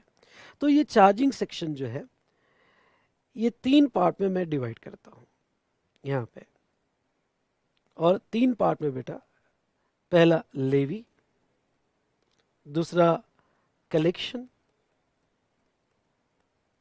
और तीसरा पर्सन लायबल टू पे टैक्स, पर्सन लायबल टू पे टैक्स। डन। अब बेटा यहां पे कोई भी जब GST लगता है तो फर्स्ट चार्ज क्रिएट होता है कि क्रिएशन ऑफ लायबिलिटी, फिर सेकंड लायबिलिटी क्रिएट हो गई तो वो कलेक्ट कब होगा और उसका टैक्स कौन देगा, पर्सन लायबल टू पे टैक्स। लेवी जो है यहां पे, इसको फर्दर 3 पार्ट में मैं डिवाइड करता हूं, फर्दर 3 पार्ट में मैं डिवाइड करता हूं लेवी को। चार्ज किसके ऊपर है, यहां पे चार्ज किसके ऊपर है, वैल्यू क्या होगा और रेट क्या होगा, वैल्यू और रेट। मतलब मैंने ऐसा क्या कर दिया कि मुझे GST लगेगा, कौन सा इवेंट है जिसके ऊपर GST लगाया जाएगा। दूसरा, उसका वैल्यूएशन कैसे होगा, रेट क्या लिया जाएगा, या तो GST कॉम्प्यूट हो गया, कलेक्ट कब किया जाएगा, और वो पैसा देगा कौन, पर्सन लायबल टू पे टैक्स, वो पैसा देगा कौन। ये थीम के बेस पे, ओके, ख्याल रहे आपको, ये थीम अगर स्क्रीनशॉट लेना है तो आप ले सकते हो। ये थीम के बेस पर बेटा यहां पे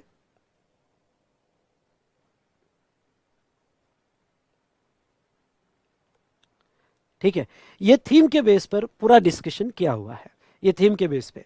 तो देखिए, अब मैंने चार्ट जो लिया है वो चार्ट कुछ इस तरह से लिया है।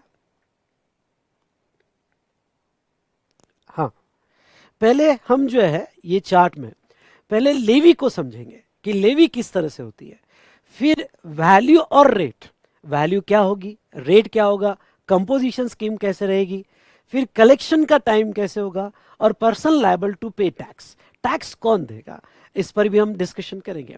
चलिए, सो दोस्तों सबसे पहले तो हम बात करते हैं लेवी की। लेवी किसके ऊपर है, तो लेवी है सप्लाई पे।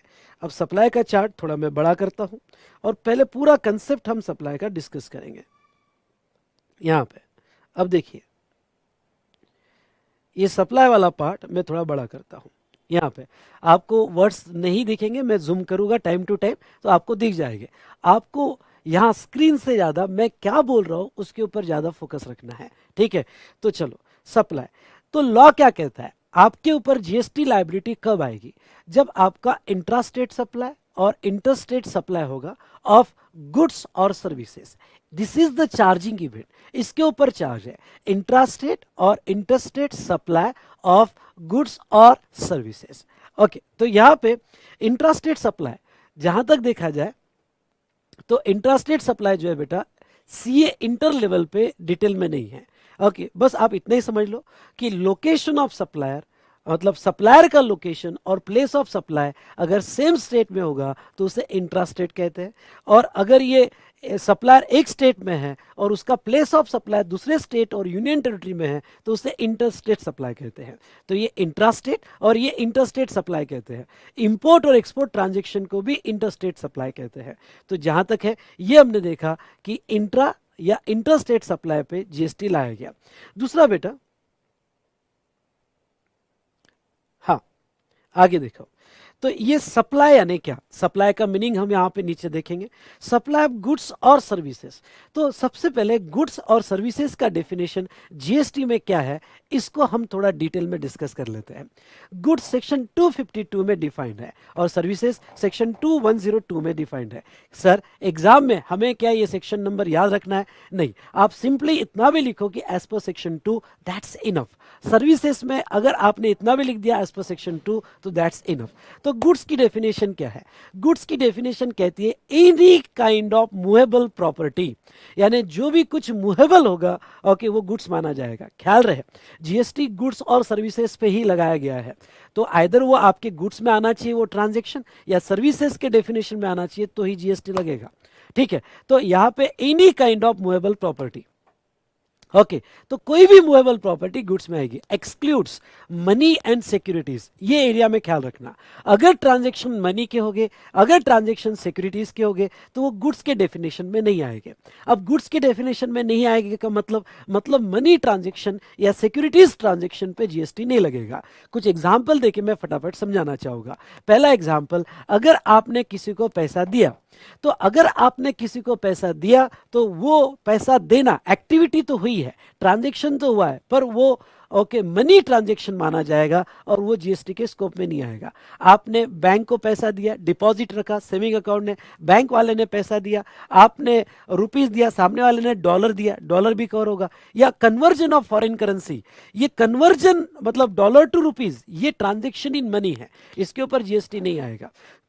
किसी को लोन देना ये ट्रांजैक्शन इन मनी है, इस पे जीएसटी नहीं आएगा। ठीक है, और सिक्योरिटी ट्रांजैक्शन, सिक्योरिटीज मतलब बॉन्ड है, डिबेंचर्स है, शेयर्स है, फ्यूचर कॉन्ट्रैक्ट है, डेरिवेटिव कॉन्ट्रैक्ट्स है, जैसे call option, put option, option contract.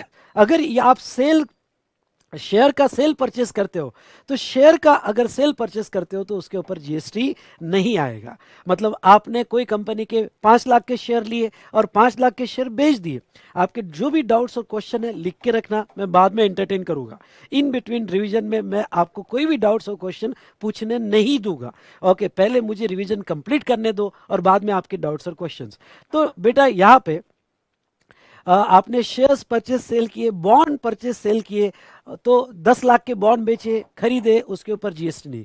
Shares खरीदे बेचे, उसके ऊपर जीएसटी नहीं। क्यों? गुड्स के डेफिनेशन से मनी और सिक्योरिटीज जो है एक्सक्लूड किया गया है, और आगे सर्विस के डेफिनेशन से भी मनी और सिक्योरिटीज एक्सक्लूड किया गया है। इन ट्रांजेक्शन पे कोई जीएसटी नहीं लगेगा। पर ख्याल रहे, एक बहुत नोट करने लायक बात यह है कि गुड्स के डेफिनेशन में उन्होंने कवर कर लिया actionable claims, okay comma, growing crop, grass, things and anything attach to the land. अब इस बात पे आते हैं, गुड्स इंक्लूड्स एक्शनेबल क्लेम्स। अब गुड्स इंक्लूड्स एक्शनेबल क्लेम का मतलब ओके जहां तक है आपने सेल ऑफ गुड्स एक्ट में डेफिनेशन पढ़ी होगी, उसमें एक्शनेबल क्लेम गुड्स में नहीं आता है, जबकि जीएसटी के डेफिनेशन में जानबूझ के उन्होंने एक्शनेबल क्लेम डाला हुआ है। एक्शनेबल क्लेम्स का सिंपल मीनिंग अगर कि यहाँ पे एग्जांपल लिया जाए कि आपके जो है इंश्योरेंस के राइट्स एक्शनेबल क्लेम है, ओके कोई डेप्थ है, unsecured loan, promissory note, bill of exchange, ये एक्शनेबल क्लेम है। लेकिन अब आपको एक बात कह दूं कि इन्होंने गुड्स के डेफिनेशन में एक्शनेबल क्लेम क्यों डाला? क्यों? क्योंकि लॉटरी, ये बहुत से सुप्रीम कोर्ट के डिसीजन ने पहले कहा था कि लॉटरी, बेटिंग और गैम्बलिंग ये एक्शनेबल क्लेम माना जाएगा। अब लॉटरी, बेटिंग और गैम्बलिंग का जो टैक्स था, पहले जो स्टेट टैक्स लगता था, वो जीएसटी में मर्ज कर दिया। अब जीएसटी में मर्ज कर दिया मतलब आज जो भी लॉटरी खेलेगा, पैसा लगाएगा, पैसा कमाएगा, उसके ऊपर जीएसटी है। जो भी यहाँ पे यस बेटिंग गैम्बलिंग करेगा, उसके ऊपर जीएसटी है। अब जीएसटी उसके ऊपर लगाना है तो वो एक्शनेबल क्लेम, 3 ऐसे एक्शनेबल क्लेम्स है, लॉटरी, बेटिंग, गैम्बलिंग, उसको गुड्स का स्टेटस देना पड़ेगा। क्यों? क्योंकि जीएसटी गुड्स पे लगता है, और अगर हमें लॉटरी, बेटिंग, गैम्बलिंग पे जीएसटी लगाना है तो उसको गुड्स के डेफिनेशन में रखना पड़ेगा। इसलिए उन्होंने एक्शनेबल क्लेम्स इस वर्ड को गुड्स के डेफिनेशन में रखा। लेकिन आगे जब शेड्यूल 3 स्टार्ट होगा तो शेड्यूल 3 में उन्होंने बहुत क्लियरली ये कह दिया है कि ओनली लॉटरी, बेटिंग और गैम्बलिंग पे जीएसटी है, बाकी अदर एक्शनेबल क्लेम सप्लाई के बाहर रखे जाएंगे और उसके ऊपर जीएसटी नहीं है। मतलब एक चीज को कंक्लूड करना चाहूंगा, और वो ये कि गुड्स के डेफिनेशन में एक्शनेबल क्लेम आता है, ओके, सभी एक्शनेबल क्लेम को गुड्स माना जाता है, पर सब पे जीएसटी नहीं है। आगे शेड्यूल 3 में ये पढ़ा होगा कि ओनली लॉटरी, बेटिंग, गैम्बलिंग पे जीएसटी है, अदर एक्शनेबल क्लेम पे जीएसटी नहीं है। ठीक है, डन। और फिर ग्रोइंग क्रॉप्स, ग्रास और थिंग्स अटैच टू और forming a part of land, ये तो आपका सेल ऑफ गुड्स एक्ट में हुआ ही है। अगर कोई ग्रोइंग क्रॉप्स वगैरह होगा और वो भी सेल परचेस होता है तो उस पर भी जीएसटी माना जाएगा, वो गुड्स के डेफिनेशन में आएगा। ये तो डेफिनेशन गुड्स की हुई। फिर दूसरी डेफिनेशन हम सर्विस की देखते हैं। सर्विस यानी क्या? Anything other than goods. बहुत ही ज्यादा और वाइडर स्कोप में डेफिनेशन है। ओके, आपका इंडिया में इन द कोर्स ऑफ बिजनेस कोई भी ट्रांजेक्शन होता है, कोई भी ट्रांजेक्शन होता है, ओके, गुड्स के अलावा, वो सर्विस मान लिया जाएगा। Anything, anything other than goods. इसलिए ओके, जब भी कोई क्लाइंट मेरे पास आता है और पूछता है कि सर ये जीएसटी के स्कोप में आएगा क्या, पहले तो मैं ये कहता हूं कि देख भाई, जीएसटी के स्कोप में कुछ भी आ सकता है, क्योंकि सर्विस की डेफिनेशन जो है ओके, वो बहुत ही वाइडर स्कोप में है, anything other than goods. Okay, तो वो सर्विस मानी जाएगी। हाँ, उसमें से सर्विस में भी मनी और सिक्योरिटीज एक्सक्लूड किया जाएगा। मतलब आपका मनी ट्रांजैक्शन होगा या सिक्योरिटी ट्रांजैक्शन होगा तो उसको एक्सक्लूड किया जाएगा। पर इंक्लूड्स क्या? तो separate consideration charge for use of money और कन्वर्जन ऑफ मनी। ये पॉइंट्स को थोड़ा ध्यान से सुनो। और ये पॉइंट क्या कहता है कि भाई हम एक मनी के एक्सक्लूसिव ट्रांजैक्शन छोड़ रहे हैं, सिक्योरिटीज के ट्रांजैक्शन छोड़ रहे हैं, लेकिन ये मनी के ट्रांजैक्शन होने के लिए या सिक्योरिटीज के ट्रांजैक्शंस होने के लिए अगर कुछ एक्स्ट्रा पैसा सेपरेट कंसिडरेशन लिया गया तो वो सर्विस माना जाएगा और उसके ऊपर जीएसटी लगाया जाएगा। एग्जाम्पल के तौर पे फॉर कन्वर्जन ऑफ मनी, मैं आपको रुपीस दे रहा हूं, आप डॉलर दे रहे हो, मनी चेंजर है, ऑथराइज डीलर है, या डॉलर टू रुपीस कन्वर्ट हो रहा है, रुपीस टू डॉलर कन्वर्ट होना, डॉलर टू रुपीस कन्वर्ट होना, ये ट्रांजैक्शन इन मनी है। पर इसको कन्वर्ट करने के लिए ओके, सेपरेट कमीशन लगाया गया, सेपरेट कंसिडरेशन लगाया गया फॉर कन्वर्जन ऑफ मनी, वो जो सेपरेट कमीशन लगाया गया वो सर्विस मानी जाएगी और उसके ऊपर जीएसटी लगाया जाएगा। सेकंड, मैं आपको यूज ऑफ मनी, मैं आपको पैसा लोन पे दे रहा हूं, आप मुझे रिपे कर रहे हो, मैं बैंक में पैसा डिपॉजिट कर रहा हूं, वो मुझे वापस कर रही है, ये ट्रांजैक्शन लेना देना मनी का, ये तो out of scope of GST है, ये तो एक्सक्लूड किया है। लेकिन इस लेने देने को, पैसा यूज करने के लिए मैंने इंटरेस्ट लगाया, सुनो, मैंने सेपरेटली क्या लगाया? इंटरेस्ट लगाया फॉर यूज ऑफ मनी, तो वो इंटरेस्ट जो है वो सेपरेट कंसिडरेशन लगाया फॉर यूज ऑफ मनी, वो इंटरेस्ट जो है यहां पे सर्विस मानी जाएगी। पर अभी फिलहाल ध्यान से सुनिएगा, मेरी बात बहुत इंपॉर्टेंट है और काम में आएगी। अभी फिलहाल इंटरेस्ट ऑन लोन, एडवांसेस और डिपॉजिट एग्जम्प्ट है। मतलब मैं ये नहीं कह रहा हूं कि वो सर्विस नहीं है, उसके ऊपर जीएसटी की लेवी है। लेवी मतलब ये है कि वो इंटरेस्ट ऑन लोन, एडवांसेस और डिपॉजिट ये सर्विस माना जाता है, जीएसटी का चार्ज उसके ऊपर है, पर टेम्पररी गवर्नमेंट ने उसको एग्जम्पशन में रखा है, वो कभी भी गवर्नमेंट अपना एग्जम्पशन विड्रॉ कर सकती है। पर इंटरेस्ट ऑन लोन, एडवांसेस और डिपॉजिट वो अभी एग्जम्पशन में है। आई होप आपको समझ में आया होगा, यस और नो? ठीक है। अब बेटा नेक्स्ट इन्होंने एक एक्सप्लेनेशन दिया है, और ये एक्सप्लेनेशन क्या दिया है? For removal of doubts it is here bye okay clarified that expression services includes facilitating or arranging the transaction in securities। मतलब क्या? अब सिक्योरिटीज ट्रांजैक्शन, क्योंकि पहला पार्ट तो हमने मनी का देखा, मनी को यूज करना, मनी का कन्वर्जन करना, उसके लिए सेपरेट कंसिडरेशन लगाया गया। नाउ दूसरा जो है सिक्योरिटीज, अब सिक्योरिटी के ट्रांजैक्शन जीएसटी में नहीं है, वो तो गुड्स और सर्विस के डेफिनेशन के बाहर है। लेकिन सिक्योरिटीज के ट्रांजैक्शन को फैसिलिटेट करने के लिए, अरेंज करने के लिए ब्रोकरेज चार्जेस लगाए गए, तो वो ब्रोकरेज चार्जेस सर्विस माना जाएगा। ओके, यानी अगर आप शेयर में डील करते हो और आपने शेयर्स खरीदे, तो आपने 5 लाख के शेयर खरीदे, उसके ऊपर जीएसटी नहीं, पर 5 लाख के शेयर खरीदने के लिए जो ब्रोकरेज चार्जेस लगाए गए या कोई अदर चार्जेस लगाए गए तो उसके ऊपर जीएसटी आ जाएगा। तो ये तो डेफिनेशन थी गुड्स और सर्विसेज की। ठीक है दोस्तों, चलिए अब देखो कौन से 3 इवेंट थे? Intrastate, interstate supply of goods और सर्विसेज। ठीक है, तो अब हम नेक्स्ट डिस्कशन पे आते हैं, और वो नेक्स्ट डिस्कशन बेटा क्या? तो सप्लाई। सप्लाई इंक्लूड्स, ध्यान सुनिएगा, अब सप्लाई यानी क्या? सप्लाई सेक्शन 7 में डिफाइन किया गया। ओके, और यहाँ पे सेक्शन 7 जो है ओके, क्या सप्लाई में इंक्लूड होता है और क्या सप्लाई से एक्सक्लूड होता है। तो पहले मैं इसके 2 पार्ट करूंगा। व्हाट सप्लाई इंक्लूड, सेक्शन 7 में सप्लाई में क्या इंक्लूड होगा, और नीचे अगर आप आप ये एरो को देख रहे होगे तो ये एरो नीचे जा रहा है कि व्हाट सप्लाई एक्सक्लूड, मतलब सप्लाई में क्या नहीं आएगा, जो शेड्यूल 3 उसके बारे में बात करेगा। ओके, तो हम सबसे पहले आता है कि सप्लाई में क्या इंक्लूड होता है। ओके, तो अब मैं जो है बेटा यहां मैं इसको फिर से दो पार्ट में डिवाइड करूंगा। पहला पार्ट कहता है सप्लाई ऑफ गुड्स और सर्विसेज विथ कंसिडरेशन, और दूसरा पार्ट है विदाउट कंसिडरेशन। अब थोड़ा मैं पहले पार्ट पे आता हूं, सप्लाई ऑफ गुड्स और सर्विसेज विथ कंसिडरेशन। ये विथ कंसिडरेशन क्या है? देखो, गवर्नमेंट आपके सप्लाई ऑफ गुड्स और सर्विसेज पे जीएसटी लगाना चाहती है, पर गवर्नमेंट तभी लगाना चाहती है अगर आपको कुछ मिला, कंसिडरेशन मिला। आपको मिला तो गवर्नमेंट कहती है हमको भी चाहिए। ओके, तो अगर कंसिडरेशन होगा तो जीएसटी लगेगा। पहला फंडा आप दिमाग में ये रखिए, कंसिडरेशन होगा तो जीएसटी लगेगा। Just a minute.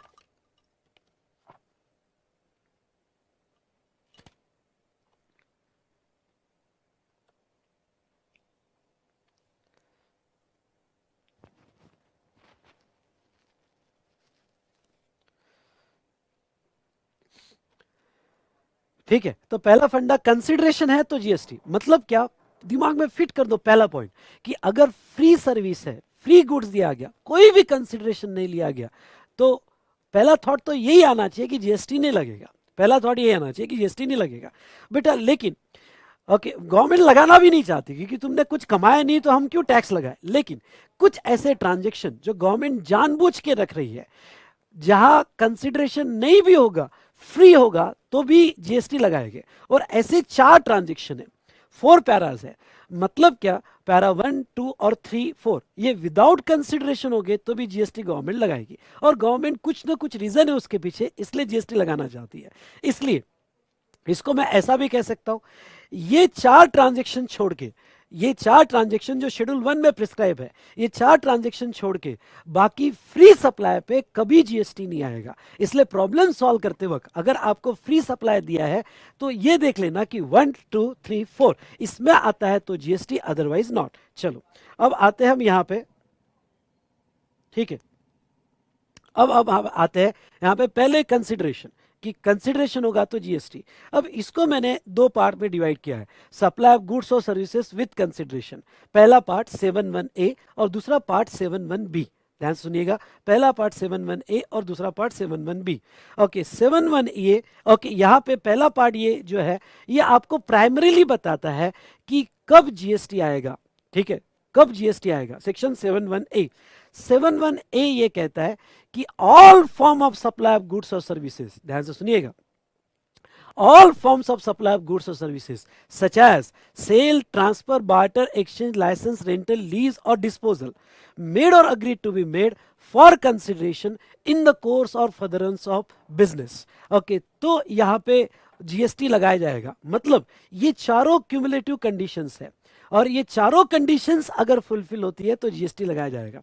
स्टार्ट देखो कैसा है, ऑल फॉर्म ऑफ सप्लाई, आप किसी भी फॉर्म में गुड्स को दो, किसी भी कॉन्ट्रैक्ट में, किसी भी ट्रांजैक्शन में, किसी भी एक्टिविटी में गुड्स और सर्विस का आपने सप्लाई किया, और सर्विस मतलब एनीथिंग अदर देन गुड्स, किसी भी फॉर्म में दिया हो। ये सचास तो सिर्फ एग्जाम्पल है, फिर आपका फॉर्म सेल हो, ट्रांसफर हो, बार्टर हो, एक्सचेंज हो, लाइसेंस हो, रेंटल हो, लीज हो, डिस्पोजल हो, ये तो जस्ट एग्जाम्पल है। ओके, किसी भी फॉर्म में आपने दिया, अगर made or agreed to be made for consideration in the course of business, यानी मैं आपको बेसिकली बताऊं कि जीएसटी कब लगता है। इंडिया में किसी भी फॉर्म में आपने गुड्स और सर्विसेज दिया फॉर कंसिडरेशन, जिससे पैसा कमाया, और वो in the course of business दिया, सुनो, वो in the course of business दिया, तो उसके ऊपर जीएसटी लगा दिया जाएगा। ठीक है, तो फिर फॉर्म कोई भी हो, एग्जाम्पल उन्होंने दिया है कि वो सेल भी हो सकता है, जस्ट ट्रांसफर भी हो सकता है। ट्रांसफर का मतलब हो सकता है कि आपने उसको सेल नहीं किया है, ओके, आपने सिर्फ गुड्स ट्रांसफर किया है पर आपको कंसिडरेशन मिला है इन the course of business. Example के तौर पे hire purchase agreement, lease agreement, जिसमें आप ओनरशिप लास्ट इंस्टॉलमेंट पे देते हो, अभी तो सिर्फ गुड्स ही देते हो, तभी उसके ऊपर जीएसटी लग जाएगा। क्यों? क्योंकि यू ट्रांसफर द गुड्स और you have transfer the services for consideration in the course of business. या आपने बार्टर किया हो, या बैरियर नहीं, बार्टर चाहिए, गलती से बैरियर है, बार्टर किया हो,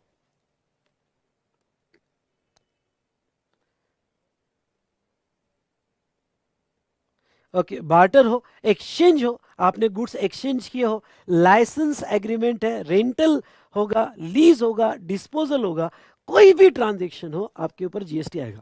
पढ़ते वक्त अगर आपके जो भी रेगुलर बैच जहां से भी आपने क्लास किया हो, उन्होंने बहुत डिस्कशन लिया होगा, sale, transfer, barter, exchange, licence, rental, lease, disposal, इसको इग्नोर कर देना, बस एक बार रीड करके छोड़ देना, ज्यादा इसको लर्न करने की कोशिश मत करना।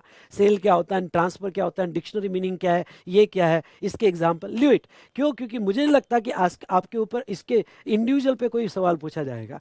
ओके, ये बस एक लाइन याद रखना, all form for consideration in the course of business, खत्म, जीएसटी आ जाएगा। एक्सेप्शन मैं आपको बता दूंगा। ओके,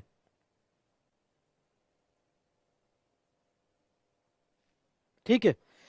अब यहां पे made or agreed to be made, there is an agreement. अब देखो नेक्स्ट वर्ड पे होगा, अगर आपने कोई भी सप्लाई किया हो, किसी भी फॉर्म में किया हो, made or agreed to be made, मतलब अब मैं आपका ध्यान अग्रीड टू बी मेड पे लाऊंगा। ये अग्रीड टू बी मेड यानी क्या, कि अगर आपको एडवांस मिल गया या आपने एग्रीमेंट कर लिया तो वो केस में भी जीएसटी आएगा। लेकिन एडवांस मिलता है तो गुड्स का एडवांस अगर मिलता है तो फिलहाल एक नोटिफिकेशन है 66/2017, और वो नोटिफिकेशन ये कहता है कि गुड्स के एडवांस पे फिलहाल जीएसटी नहीं है। जब गुड्स का इनवॉइस बनेगा तभी जीएसटी लगाना। नो डाउट जब जीएसटी नया नया था तो स्टार्टिंग में गुड्स के अगेंस्ट में एडवांस मिलता था, अग्रीड टू बी मेड माना जाता था, उसके ऊपर जीएसटी था। लेकिन यहाँ पे बिजनेस वालों ने थोड़ा अपोज किया, ट्रेडिंग कंसर्न वालों ने अपोज किया कि नहीं, हम एडवांस पे जीएसटी नहीं देंगे। तो मोदी जी ने टेम्पररी एक नोटिफिकेशन दिया है जो अभी तक चल रहा है, और नोटिफिकेशन नंबर है 66/2017। और उस नोटिफिकेशन के हिसाब से अभी गुड्स का सप्लाई होता है तो उसका TOS, time of supply, advance basis पे नहीं आता है, इनवॉइस या लास्ट डेट ऑफ इनवॉइस उसके बेसिस पे ही आता है। लेकिन ये जो नोटिफिकेशन है ये सिर्फ गुड्स के लिए एप्लीकेबल है, सर्विस के लिए एप्लीकेबल नहीं है। यानी अगर सर्विस के अगेंस्ट में एडवांस मिलता है तो उस एडवांस पे आज भी जीएसटी आता है। तो हमने देखा made or agreed to be made. Next बेटा मैं आपके डिस्कशन पे आऊंगा कि आपने जो सप्लाई किया है ये फॉर कंसीडरेशन होना चाहिए। मैंने तोड़ा है कंडीशन को, पर आपने एक साथ पढ़ना है कि what ever the supply made for consideration, उसके अगेंस्ट में कंसीडरेशन होना चाहिए तो ही जीएसटी आएगा। अब एक सवाल है, sir what do you mean by consideration? Consideration की डेफिनेशन क्या है? सेक्शन 231 में अगर आप कंसीडरेशन की डेफिनेशन देखते हो तो इसको शॉर्ट में और फास्ट में कैसे पढ़ना मैं आपको बताऊंगा। ये सप्लाई चैप्टर आपका बहुत फास्ट होना चाहिए, बस इसके क्वेश्चन आंसर देखने चाहिए। आप आईटीसी पे ज्यादा फोकस करो, कंपोजिशन लेवे पे ज्यादा फोकस करो, रिटर्न चैप्टर पे ज्यादा फोकस करो, इनवॉइस और रजिस्ट्रेशन रिटर्न इनवॉइस चैप्टर पे फोकस करो। ओके, क्योंकि ये आपने बहुत बार पढ़ा है, और नो डाउट जब भी आपने किसी के पास भी क्लास लगाया होगा तो ये चैप्टर से ही आपने ये किया होगा। तो हम रिवीजन तो पूरा करेंगे बेटा, आगे हमारा शेड्यूल कैसा रहेगा मैं जरूर बताऊंगा। ये रिवीजन 2-3 घंटे में खत्म नहीं होगी, और मैं तो मेरे से पॉसिबल नहीं बेटा 2-3 घंटे में पूरा सिलेबस खत्म कर देना। हाँ, मैं रिवीजन के यहाँ पे लगभग हमें 10 से 12 घंटे लगते हैं पूरा जीएसटी रिवाइज करने में, पर आपका बहुत अच्छा रिवाइज हो जाएगा विथ एग्जाम्पल, और आगे का शेड्यूल कैसे रहेगा मैं आपको जरूर बताऊंगा। ठीक है, तो अब यहाँ पे सेक्शन 231 फॉर कंसीडरेशन, कंसीडरेशन क्या, तो आपको आपने जो गुड्स दिया या आपने सर्विस दिया उसके अगेंस्ट में आपको मनी मिला होगा, तो गवर्नमेंट कहता अच्छा मनी मिला है, तुमको मिला हमको भी चाहिए। अच्छा, आपने जो गुड्स और सर्विस का सप्लाई किया उसके अगेंस्ट में मनी नहीं मिला, अदरवाइज मिला, अदरवाइज मतलब क्या, काइंड में कुछ मिला, आपको उसके अगेंस्ट में दूसरा गुड्स मिल गया, उसके अगेंस्ट में जैसा एक अभी आर्किटेक्ट है, आर्किटेक्ट ने सर्विस दी और उसके अगेंस्ट में उसको फ्लैट मिल गया, अदरवाइज मिला, तुमको अदरवाइज मिला, तुमको मिला तो हमको चाहिए, या है ना, कुछ भी आपको काइंड में मिला होगा आपके सप्लाई का, तो दैट्स ऑल, वो कंसिडरेशन मान लिया जाएगा। मतलब आपने जो सप्लाई किया मेड और अग्री टू बी मेड, उसके अगेंस्ट में मनी मिलता है वो कंसिडरेशन माना जाएगा, अदरवाइज मिलता है वो कंसिडरेशन माना जाएगा। तो okay, any payment made or agreed to be made in money or otherwise in respect of, in response to or for inducement of supply of goods or services, मतलब आप जो supply of goods or services कर रहे हो, in respect of that supply, in response to that supply or for inducement of that supply you got money or otherwise, तो government कहेगी कि भाई पैसा मिल गया, और पैसा मिल गया तो इसके ऊपर जीएसटी आ जाएगा। ठीक है, दूसरा बेटा, okay, the monetary value of act या फॉरबिडेंस, ध्यान से सुनना, मोनेटरी वैल्यू ऑफ एक्ट और forbearance, okay, in respect of, in response to और for inducement of your supply of goods और सर्विसेज। मतलब आपने जो गुड्स सप्लाई किया, आपने जो सर्विसेज सप्लाई किया, उसके अगेंस्ट में आपको मनी नहीं मिला, अदरवाइज नहीं मिला, पर यहां पे कोई एक्ट करके मिला या फिर फॉरबिडेंस करके मिला, तो वो भी कंसिडरेशन मान लिया जाएगा। ओके, तो अब यहां पे एक्ट या फॉरबिडेंस जो है बेटा, ये एक्ट और फॉरबिडेंस जो है यहाँ, हाँ, कुछ स्टूडेंट्स का ये क्वेश्चन है कि सर ये नवंबर अटेम्प्ट के लिए भी है। यस, ये नवंबर अटेम्प्ट के लिए बेटा, सेम मई और नवंबर के लिए, जहाँ कुछ थोड़े बहुत चेंज हो गए तो मैं बता दूंगा, बाकी दोनों के लिए आप ये रिवीजन लेक्चर कर सकते हो, ठीक है। कहाँ चेंज होगा तो मैं बता दूंगा, स्पेशली मई के लिए है, पर कुछ स्टूडेंट्स अगर नवंबर के लिए कर रहे होगे तो मैं कहाँ चेंज हुआ है, छोटे छोटे चेंज हुए मैं बता दूंगा, ठीक है। अब ये एक्ट और फॉरबिडेंस क्या है, जैसे मैं एग्जांपल देता हूँ, और मैंने रेगुलर क्लास में भी एग्जांपल लिया था एक्ट और फॉरबिडेंस का। एग्जांपल के तौर पे यहाँ ले लो कि जैसे मेरी वाइफ इंटीरियर डेकोरेटर है, ठीक है, तो इंटीरियर डेकोरेटर है, तो उसको जो बहुत शॉर्ट में ले रहा हूँ मैं, रेगुलर क्लास में तो बहुत अच्छे से लिया है। उसको क्या हुआ था कि यहाँ पे मेरे फ्रेंड का, मेरा एक क्लोज फ्रेंड था, उसका इंटीरियर डेकोरेशन का काम मिला, पर मेरे फ्रेंड ने पहले ही कह दिया था कि देख भाई, ओके तेरी वाइफ इंटीरियर डेकोरेटर है, मैं फीस तो दूंगा, हाँ, अपनी फ्रेंडशिप अलग, फीस अलग। ओके, तो मैंने कहा ठीक है, तेरी मर्जी, ठीक है। तो अब यहाँ पे उसके फ्लैट का इंटीरियर डेकोरेशन चालू हुआ, तो अब उसको जल्द से जल्द करवा के देना था, इसलिए यहाँ पे उसका 3 महीने का टाइम मिला था कि 3 महीने के अंदर पूरा इंटीरियर डेकोरेशन करना है, और 3 महीने के अंदर करना है, तो दिन रात काम चल रहा था।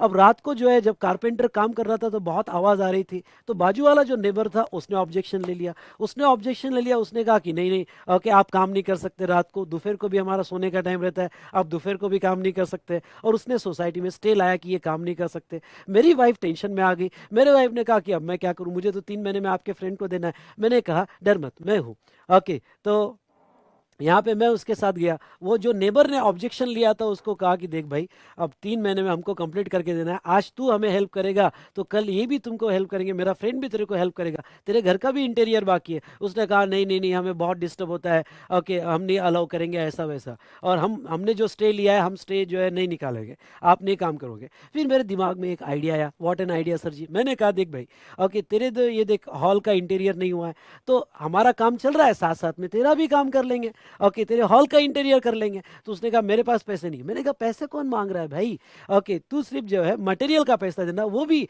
हम साथ में बुला लेंगे तो वो कम प्राइस में हो जाएगा। तुझे हम जो है इंटीरियर का पैसा नहीं मांगेंगे, कारपेंटर का भी नहीं मांगेंगे, सिर्फ मटेरियल का पैसा दे दे, तेरे ये हॉल का भी काम कर लेंगे। तो वो बड़ा खुश हो गया, अच्छा मेरे हॉल का इंटीरियर करके मिल जाएगा और सिर्फ मुझे मटेरियल का देना पड़ेगा। मैंने कहा हाँ भाई तू मटेरियल का दे, इंटीरियर तेरे को फ्री मिल जाएगा और कारपेंटर भी फ्री मिल जाएगा, साथ साथ में तेरा काम कर देंगे। तो उसने कहा अच्छा, तो आप जो मुझे फ्री करके दे रहे हो इसमें मुझे क्या करना पड़ेगा। तो मैंने कहा देख भाई, हम तुझे एक सर्विस देंगे, और सर्विस जो देंगे इंटीरियर सर्विस देंगे, ओके। इस सर्विस के अगेंस्ट में तू हमारे लिए एक काम कर, क्या, फॉरबिडेंस, मतलब तूने जो स्टे लिया है वो छोड़ दे, ओके तूने जो स्टे लिया है वो छोड़ दे, बस इतना काम हमारे लिए कर दे तो तुझे सर्विस फ्री मिल जाएगी। अब रियल में देखो तो ये सर्विस फ्री नहीं है, ओके। एक सॉन्ग मुझे याद आता है, चेहरा क्या देखते हो दिल में उतर के देखो ना, ओके, लिव the corporate veil, go beyond the scene. तो बेटा अगर आप यहाँ पे देखोगे तो दिखने में ये सर्विस फ्री जा रही है उसको, पर रियल सेंस में ये फ्री नहीं है, ओके। जो मैं इंटीरियर डेकोरेटर सर्विस उसको दे रहा हूँ, उसके अगेंस्ट में, in respect of that service, in response to that service, मुझे कुछ वो एक्ट करके दे रहा है या फॉरबिडेंस करके दे रहा है। तो ये मत समझना कि कंसिडरेशन ऑलवेज मनी में होगा। आपने जो भी सप्लाई किया मनी में भी हो सकता है, अदरवाइज काइंड में भी हो सकता है, या फॉरबिडेंस या कोई एक्ट में भी हो सकता है, तो वो कंसिडरेशन माना जाएगा, सप्लाई फॉर कंसिडरेशन माना जाएगा और जीएसटी नहीं आएगा। तो फिर सर कब बोलना कि ये फ्री सर्विस है और जीएसटी नहीं आता है, मतलब अगर आपने जो सप्लाई किया है उसमें मनी भी नहीं मिल रहा है, काइंड में भी नहीं मिल रहा है, कोई एक्ट करके भी नहीं मिल रहा है, और कोई फॉरबिडेंस करके भी नहीं मिल रहा है, कुछ भी नहीं मिल रहा है, ओके, बस निष्पाप एक सर्विस दी आपने, ओके, जिसका रिटर्न की कोई इच्छा नहीं रखी आपने, कुछ भी नहीं, बस अपने तरफ से सर्विस देते गए, फ्री सर्विस देते गए, तब जाके जीएसटी नहीं आएगा। यानी ये 4 बातें नहीं होनी चाहिए, मनी, अदरवाइज, एक्ट या फॉरबिडेंस। आई होप आपको समझा होगा।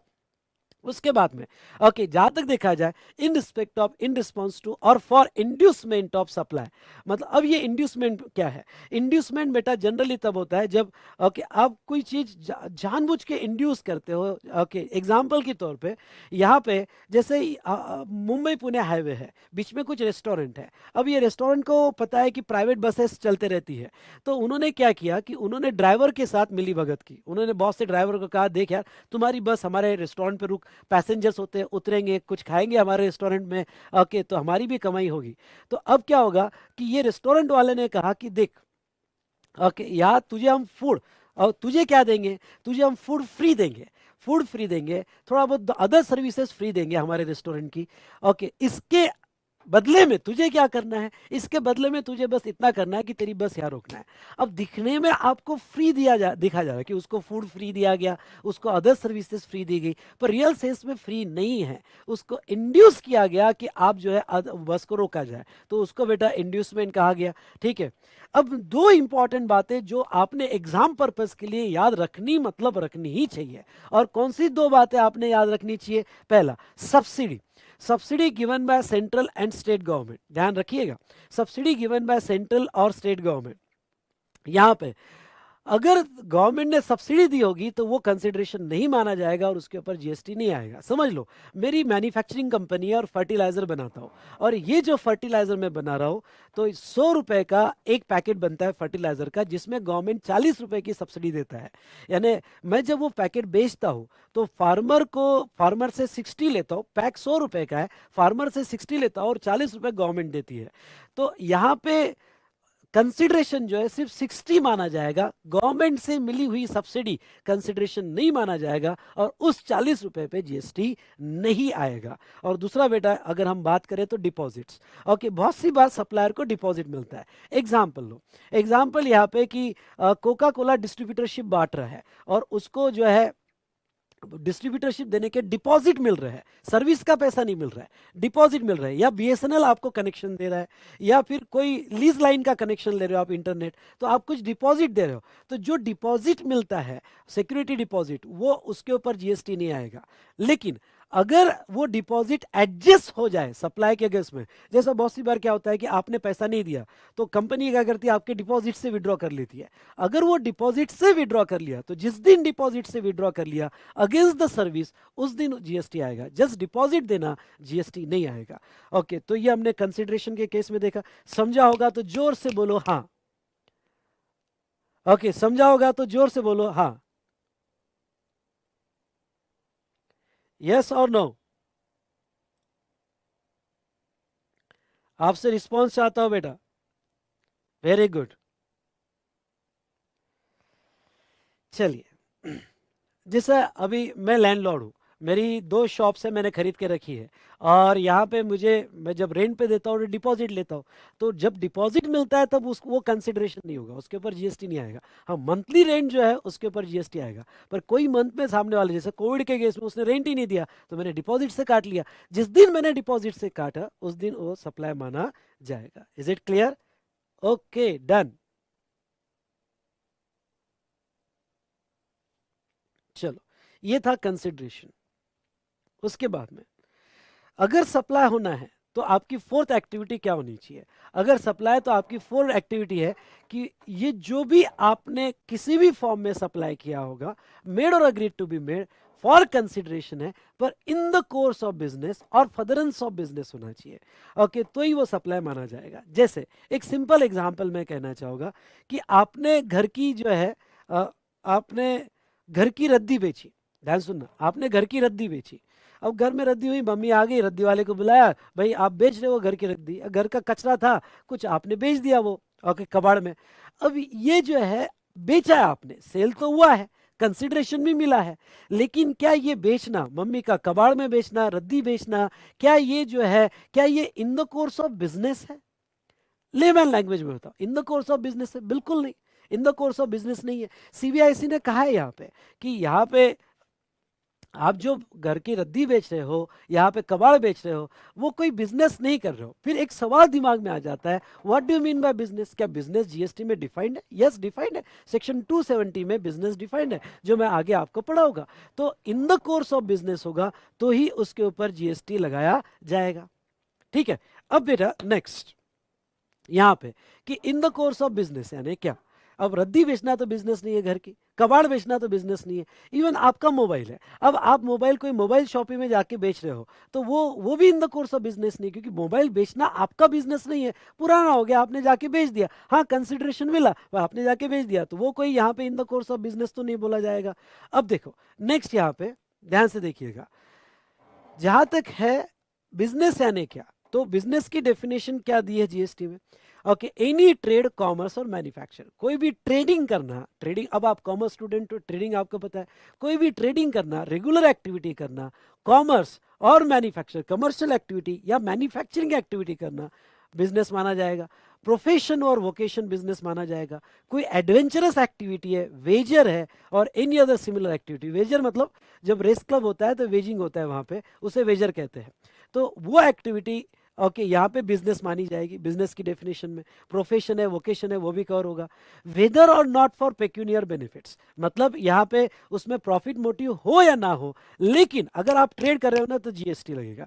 तो ख्याल रहे, हमारे दिमाग में एक डेफिनेशन बैठी हुई है क्या, कि भाई बिजनेस मतलब activity to earn a profit, नहीं, जीएसटी में आपको ऐसे नहीं लेना है। जीएसटी में आपको उसमें प्रॉफिट मोटिव हो या ना हो, अगर आप सप्लाई कर रहे हो तो वो उसके ऊपर जीएसटी आ जाएगा। नेक्स्ट, अगर हम बात करें, लेकिन बिजनेस की डेफिनेशन अगर देखें तो जीएसटी पर्पस के लिए गवर्नमेंट ने यहाँ पे 9 एक्टिविटी को बिजनेस कहा गया है।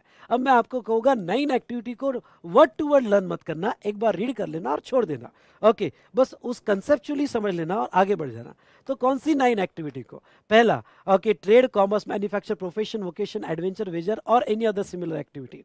दूसरा, नेक्स्ट, एनी एक्टिविटी और transaction in the nature of sub clause A, whether और नॉट, सॉरी ए, बी, पहले बी ले लेता हूं।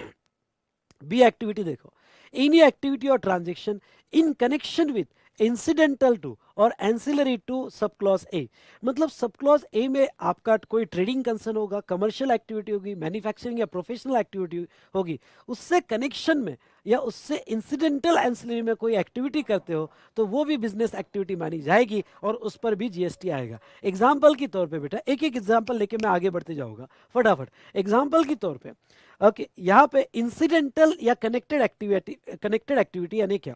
अब देखो क्या हुआ, जैसा कोविड आया था तो कोविड के केस में अब हमारे फेस टू फेस तो क्लासेस बंद हो गए। मैंने 7 हॉल लेके रखे थे पुणे में, अब इतने हॉल का काम नहीं है, मैंने कुछ हॉल जो रेंट पे थे, जो मेरे थे वो तो ठीक है, पर जो रेंट थे वो तो मैंने छोड़ दिए। अब उसमें बेंचेस पड़े हुए थे।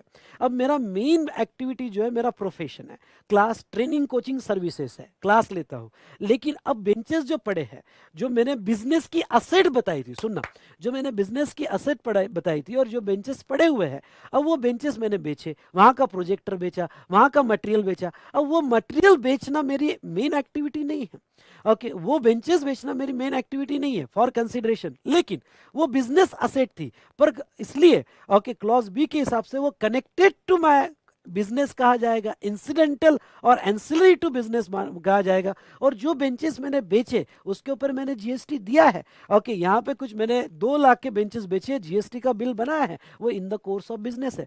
इवन दो मेरी मेन एक्टिविटी नहीं है, पर मेरे बिजनेस से कनेक्टेड है, इंसिडेंटल है, एंसिलरी है, तो वो in the course of business मानी जाएगी। तीसरा, any activity or transaction in the nature of subclause A, whether or not in volume, frequency or continuity or regularity of such transaction। इस part को समझ लो।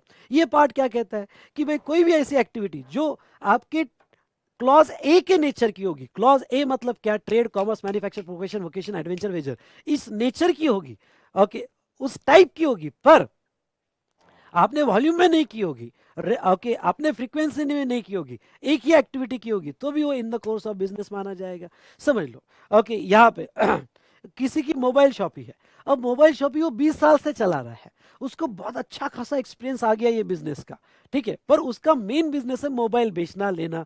अब उसका एक फ्रेंड आया, उसको भी बिजनेस डालना था, तो उसको बिजनेस डालना था, तो उसने कहा यार तुझे तो 20 साल का एक्सपीरियंस है मोबाइल में, तो मुझे हेल्प कर दे यार, ओके मैं भी मेरे एरिया में मोबाइल शॉप डालना चाहता हूँ।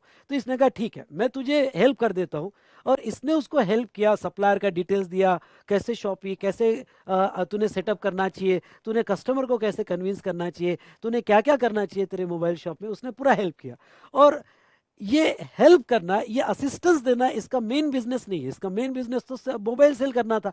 लेकिन इसने जो हेल्प किया उसके कंसल्टेंसी चार्जेस 4 लाख रुपए लिए। अब देखो इसकी ये एक्टिविटी रेयर है, वॉल्यूम में नहीं है, फ्रीक्वेंसी में नहीं है, रेगुलरिटी में नहीं है, लेकिन इन द नेचर ऑफ ए है, जो उसका मेन ट्रेड था उसके नेचर से ही वो एक्टिविटी आई है। ओके तो वो फ्रीक्वेंसी में नहीं भी होगी तो भी वो in the course of business मानी जाएगी, और उसके ऊपर जीएसटी लगाया जाएगा। स्कोप बहुत ज्यादा है। ये सी था। ओके डी एक्टिविटी सप्लाई और acquisition of goods including capital goods और service in connection with commencement और क्लोजर ऑफ द बिजनेस। मतलब क्या, मतलब कुछ नहीं बेटा, वो कहते हैं कि अगर आपने कोई भी गुड्स इंक्लूडिंग कैपिटल गुड्स और सर्विस जब बिजनेस स्टार्ट करते हो, तो स्टार्ट करने के पहले अगर कोई गुड्स खरीदा होगा तो वो भी in the course of business माना जाएगा। या बिजनेस क्लोज कर दिया, समझ लो, ओके मैंने कोई फैक्ट्री क्लोज कर दी, और उस क्लोज करने के बाद 3 साल बाद मेरे पास एक कस्टमर आया, उसने कहा कि यार तुम्हारी मशीनरी पड़ी हुई है, 3 साल से पड़ी हुई है, सड़ रही है मशीन, ओके मुझे दे दो वो मशीन। तो मैंने 3 साल बाद जो मशीनरी पड़ी थी उसको दे दी, 3 साल बाद सेल किया। जब मैं 3 साल बाद सेल कर रहा हूं तो वो मैं अब रेगुलर में नहीं कर रहा हूं, मेरा बिजनेस तो क्लोज हो गया है। पर कोई भी goods including capital goods after the closure of business मैंने सप्लाई किया तो भी वो in the course of business ही माना जाएगा।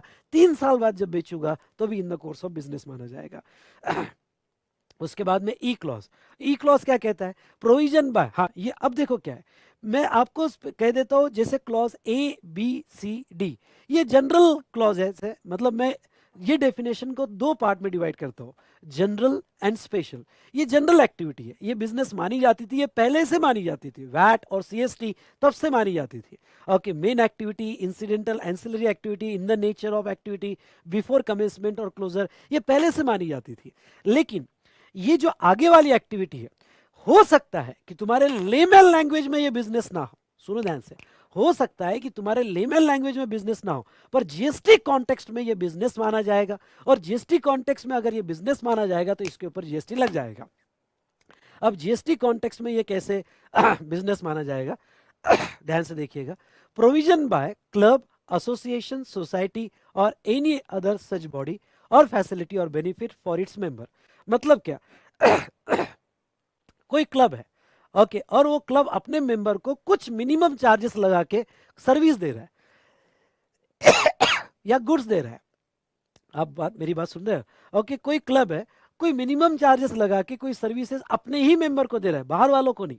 कोई एसोसिएशन है, कोई हाउसिंग सोसाइटी है, कोई बॉडी है जो अपने ही मेंबर को फॉर सब्सक्रिप्शन मिनिमम चार्जेस लगा के कोई सर्विस दे रही है।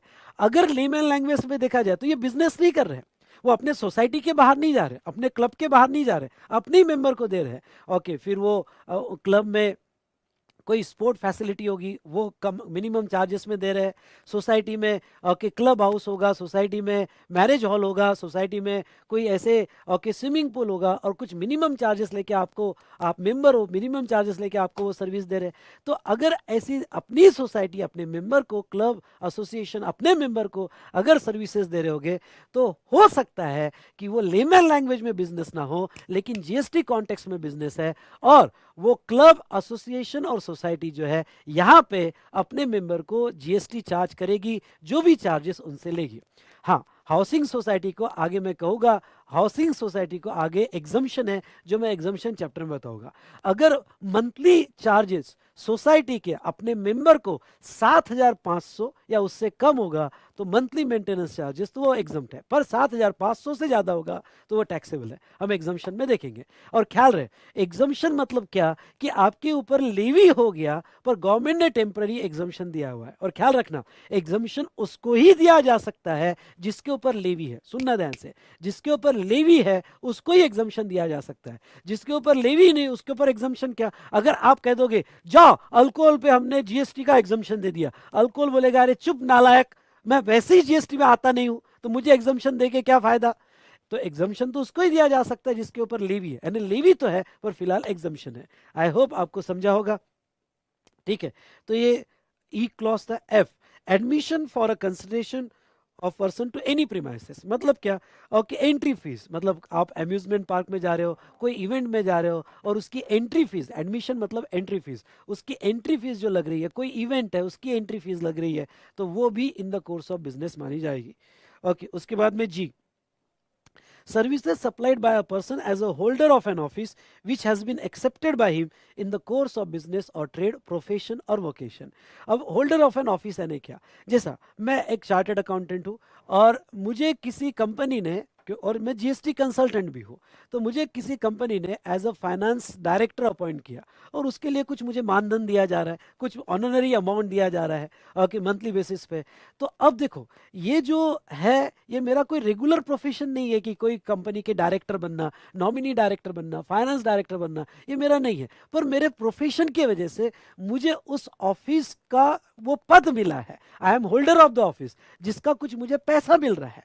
तो अगर मेरे प्रोफेशन से आए हुए नॉलेज की वजह से किसी ऑफिस का मुझे पद मिल जाए जिसका कंसिडरेशन भी आ रहा है, तो वो कंसिडरेशन पे जीएसटी आएगा। ठीक है, तो ये जो है G clause. H clause, activity of race club including by way of totalisator और लाइसेंस टू बुक मेकर और activity of licence book maker. एक लाइन में कहो क्या, इसको कैसे याद रखना? रेस क्लब के वहां जो भी एक्टिविटी होगी, एनी एक्टिविटी रेस क्लब पे, मतलब पैसा लगाना, पैसा कमाना, और टोटली सेटर की, लाइसेंस बुकिंग की एक्टिविटी, जो भी एक्टिविटी होगी वो पूरा इन द कोर्स ऑफ बिजनेस माना जाएगा।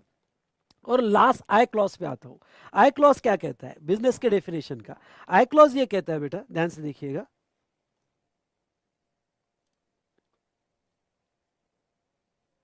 ठीक है। आई क्लॉज क्या कहता है? देखिए, आई क्लॉज ये कहता है कि सेंट्रल स्टेट गवर्नमेंट या लोकल अथॉरिटी के कोई भी ट्रांजेक्शन होगी, कोई भी एक्टिविटी होगी, क्यों ना एज अ पब्लिक अथॉरिटी हो, पब्लिक के लिए हो, ये बहुत इंपॉर्टेंट है।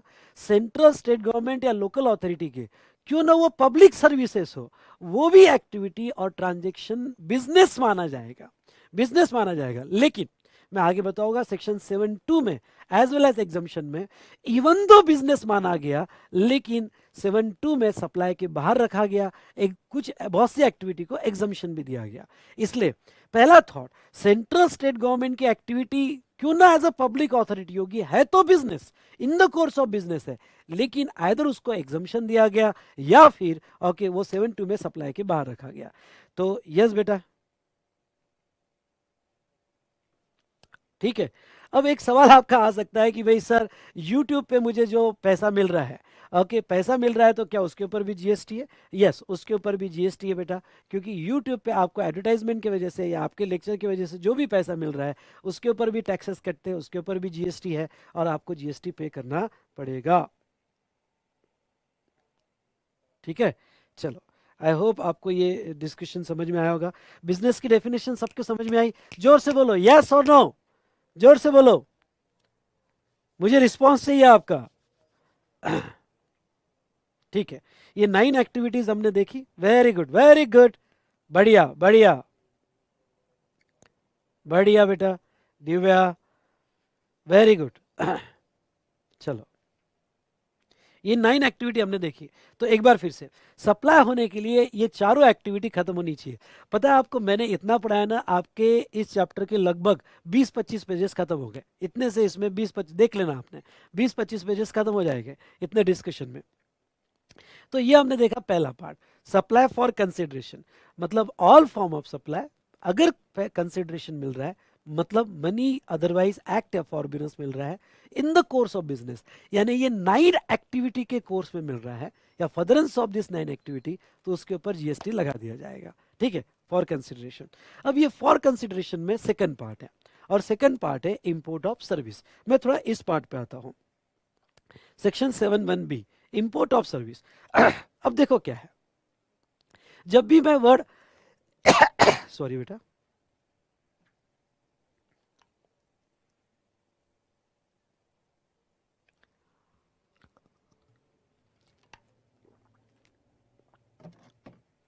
देखिए, जब भी मैं यहाँ पे वर्ड सप्लाई कहता हूँ तो जनरली सप्लाई जो होता है ये वर्ड सप्लायर के एंगल से है। सप्लाई ये वर्ड ही सप्लायर के एंगल से, भाई ये बंदे ने सप्लाई किया तो आप क्या समझोगे, ये बंदे ने सप्लाई किया मतलब ये सप्लायर है, लेने वाला कोई दूसरा है। ठीक है, तो सप्लाई ये वर्ड जनरली सप्लायर के एंगल से देखा जाता है। तो ये जो 7-1 है ना, 7-1 सप्लायर, सप्लायर सेल कर रहा है, ट्रांसफर कर रहा है, बार्टर कर रहा है, एक्सचेंज कर रहा है, लाइसेंस, रेंटल, लीज, डिस्पोजल, मतलब ये सप्लायर कर रहा है। लेकिन एक जो सर्विस थी import of service, okay, import of service मतलब सर्विस बाहर से आ रही है, मतलब सप्लाई करने वाला बाहर बैठा हुआ है जो सप्लायर है और लेने वाला इंडिया में, इंपोर्ट ऑफ सर्विस।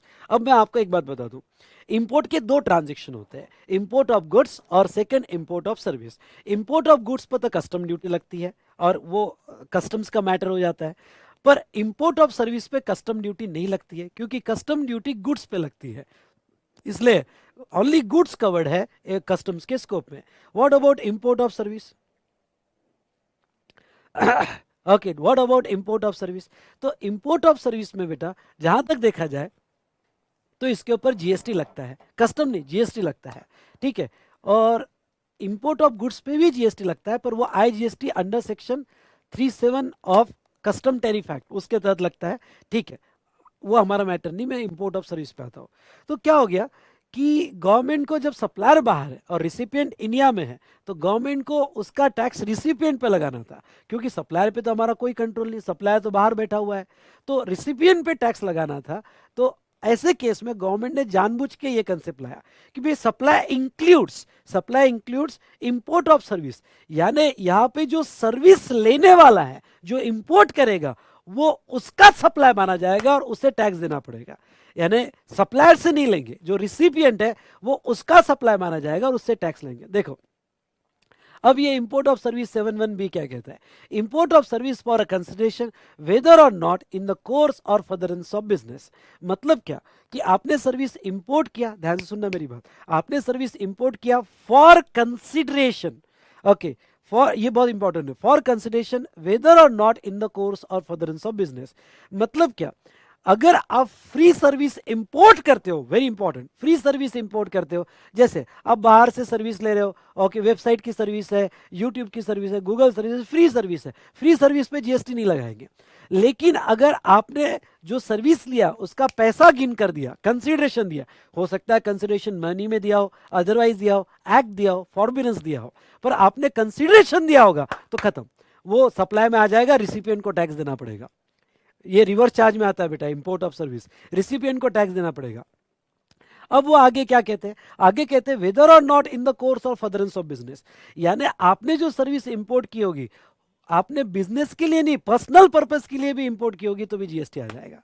यानी बिजनेस के लिए नहीं है, पर्सनल पर्पस के लिए। समझ लो, मैं यहाँ पे फार्म हाउस बांध रहा हूँ, अब फार्म हाउस बांधना मेरा पर्सनल फार्म हाउस है और उसके लिए मैंने आर्किटेक्ट जर्मनी का बुलाया कि भाई तू जर्मनी से मेरे को डिज़ाइन भेज, और आर्किटेक्ट जर्मनी का है और मैंने आर्किटेक्चरल सर्विस इंपोर्ट की जर्मनी से, मेरे पर्सनल पर्पस के लिए इंपोर्ट की। अगर मैंने मेरे पर्सनल पर्पस के लिए इंपोर्ट किया, ओके, बिजनेस के लिए नहीं किया होगा, तभी मुझे जीएसटी देना पड़ेगा, तभी मुझे जीएसटी देना पड़ेगा, इवन दो ओके मैं बिजनेस के लिए यूज नहीं कर रहा हूँ। एजुकेशन सर्विस, कोई आप एजुकेशन सर्विस बाहर से ले रहे हो, पर्सनल पर्पस के लिए ले रहे हो, ओके, जीएसटी देना पड़ेगा। नेटफ्लिक्स है, नेटफ्लिक्स का सर्विस अगर आपने बाहर से लिया, पैसा पे किया, तो आपको जीएसटी देना पड़ेगा रिवर्स चार्ज में। लेकिन गवर्नमेंट ने इसको बाद में एग्जम्पशन दे दिया है। गवर्नमेंट ने कहा कि इंडिया के किसी भी इंडिविजुअल ने, ध्यान सुनना, इंडिया के किसी भी इंडिविजुअल ने अपने पर्सनल पर्पस के लिए सर्विस लिया हो, अपने पर्सनल पर्पस के लिए सर्विस लिया हो, तो अभी फिलहाल एग्जम्पशन में रहेगा। वो ठीक है, एग्जम्पशन बात की बात है, पर आपको ये लाइन तो लिखनी है कि जब आप सर्विस इंपोर्ट करोगे तो वेदर और नॉट फॉर बिजनेस पर्पस, तो आपको जीएसटी देना पड़ेगा। अब किसी ने पूछा सर नेटफ्लिक्स के केस में क्या है, नेटफ्लिक्स के केस में बेटा ये OIDAR सर्विस मानी जाती है, और ये OIDAR सर्विस जो है यहाँ पे लाइबिलिटी सप्लायर पे, ये आईजीएसटी एक्ट में डिटेल में है, तो वो आईजीएसटी एक्ट में डिटेल में आप फाइनल लेवल पे होगे तो ठीक है, हम डिटेल में बाद में पढ़ेंगे, इंटर लेवल पे आईजीएसटी एक्ट नहीं है। ठीक है, तो जहाँ तक हमने देखा यहाँ पे इंपोर्ट ऑफ सर्विस। चलिए अब यहाँ हमारा ये पहला डिस्कशन खत्म होता है 7(1)(a) और 7(1)(b). डन, चलो यहाँ 5 मिनट का ब्रेक लेंगे और उसके बाद वापस से कंटिन्यू करेंगे। ठीक है, 1 घंटा और कंटिन्यू करेंगे।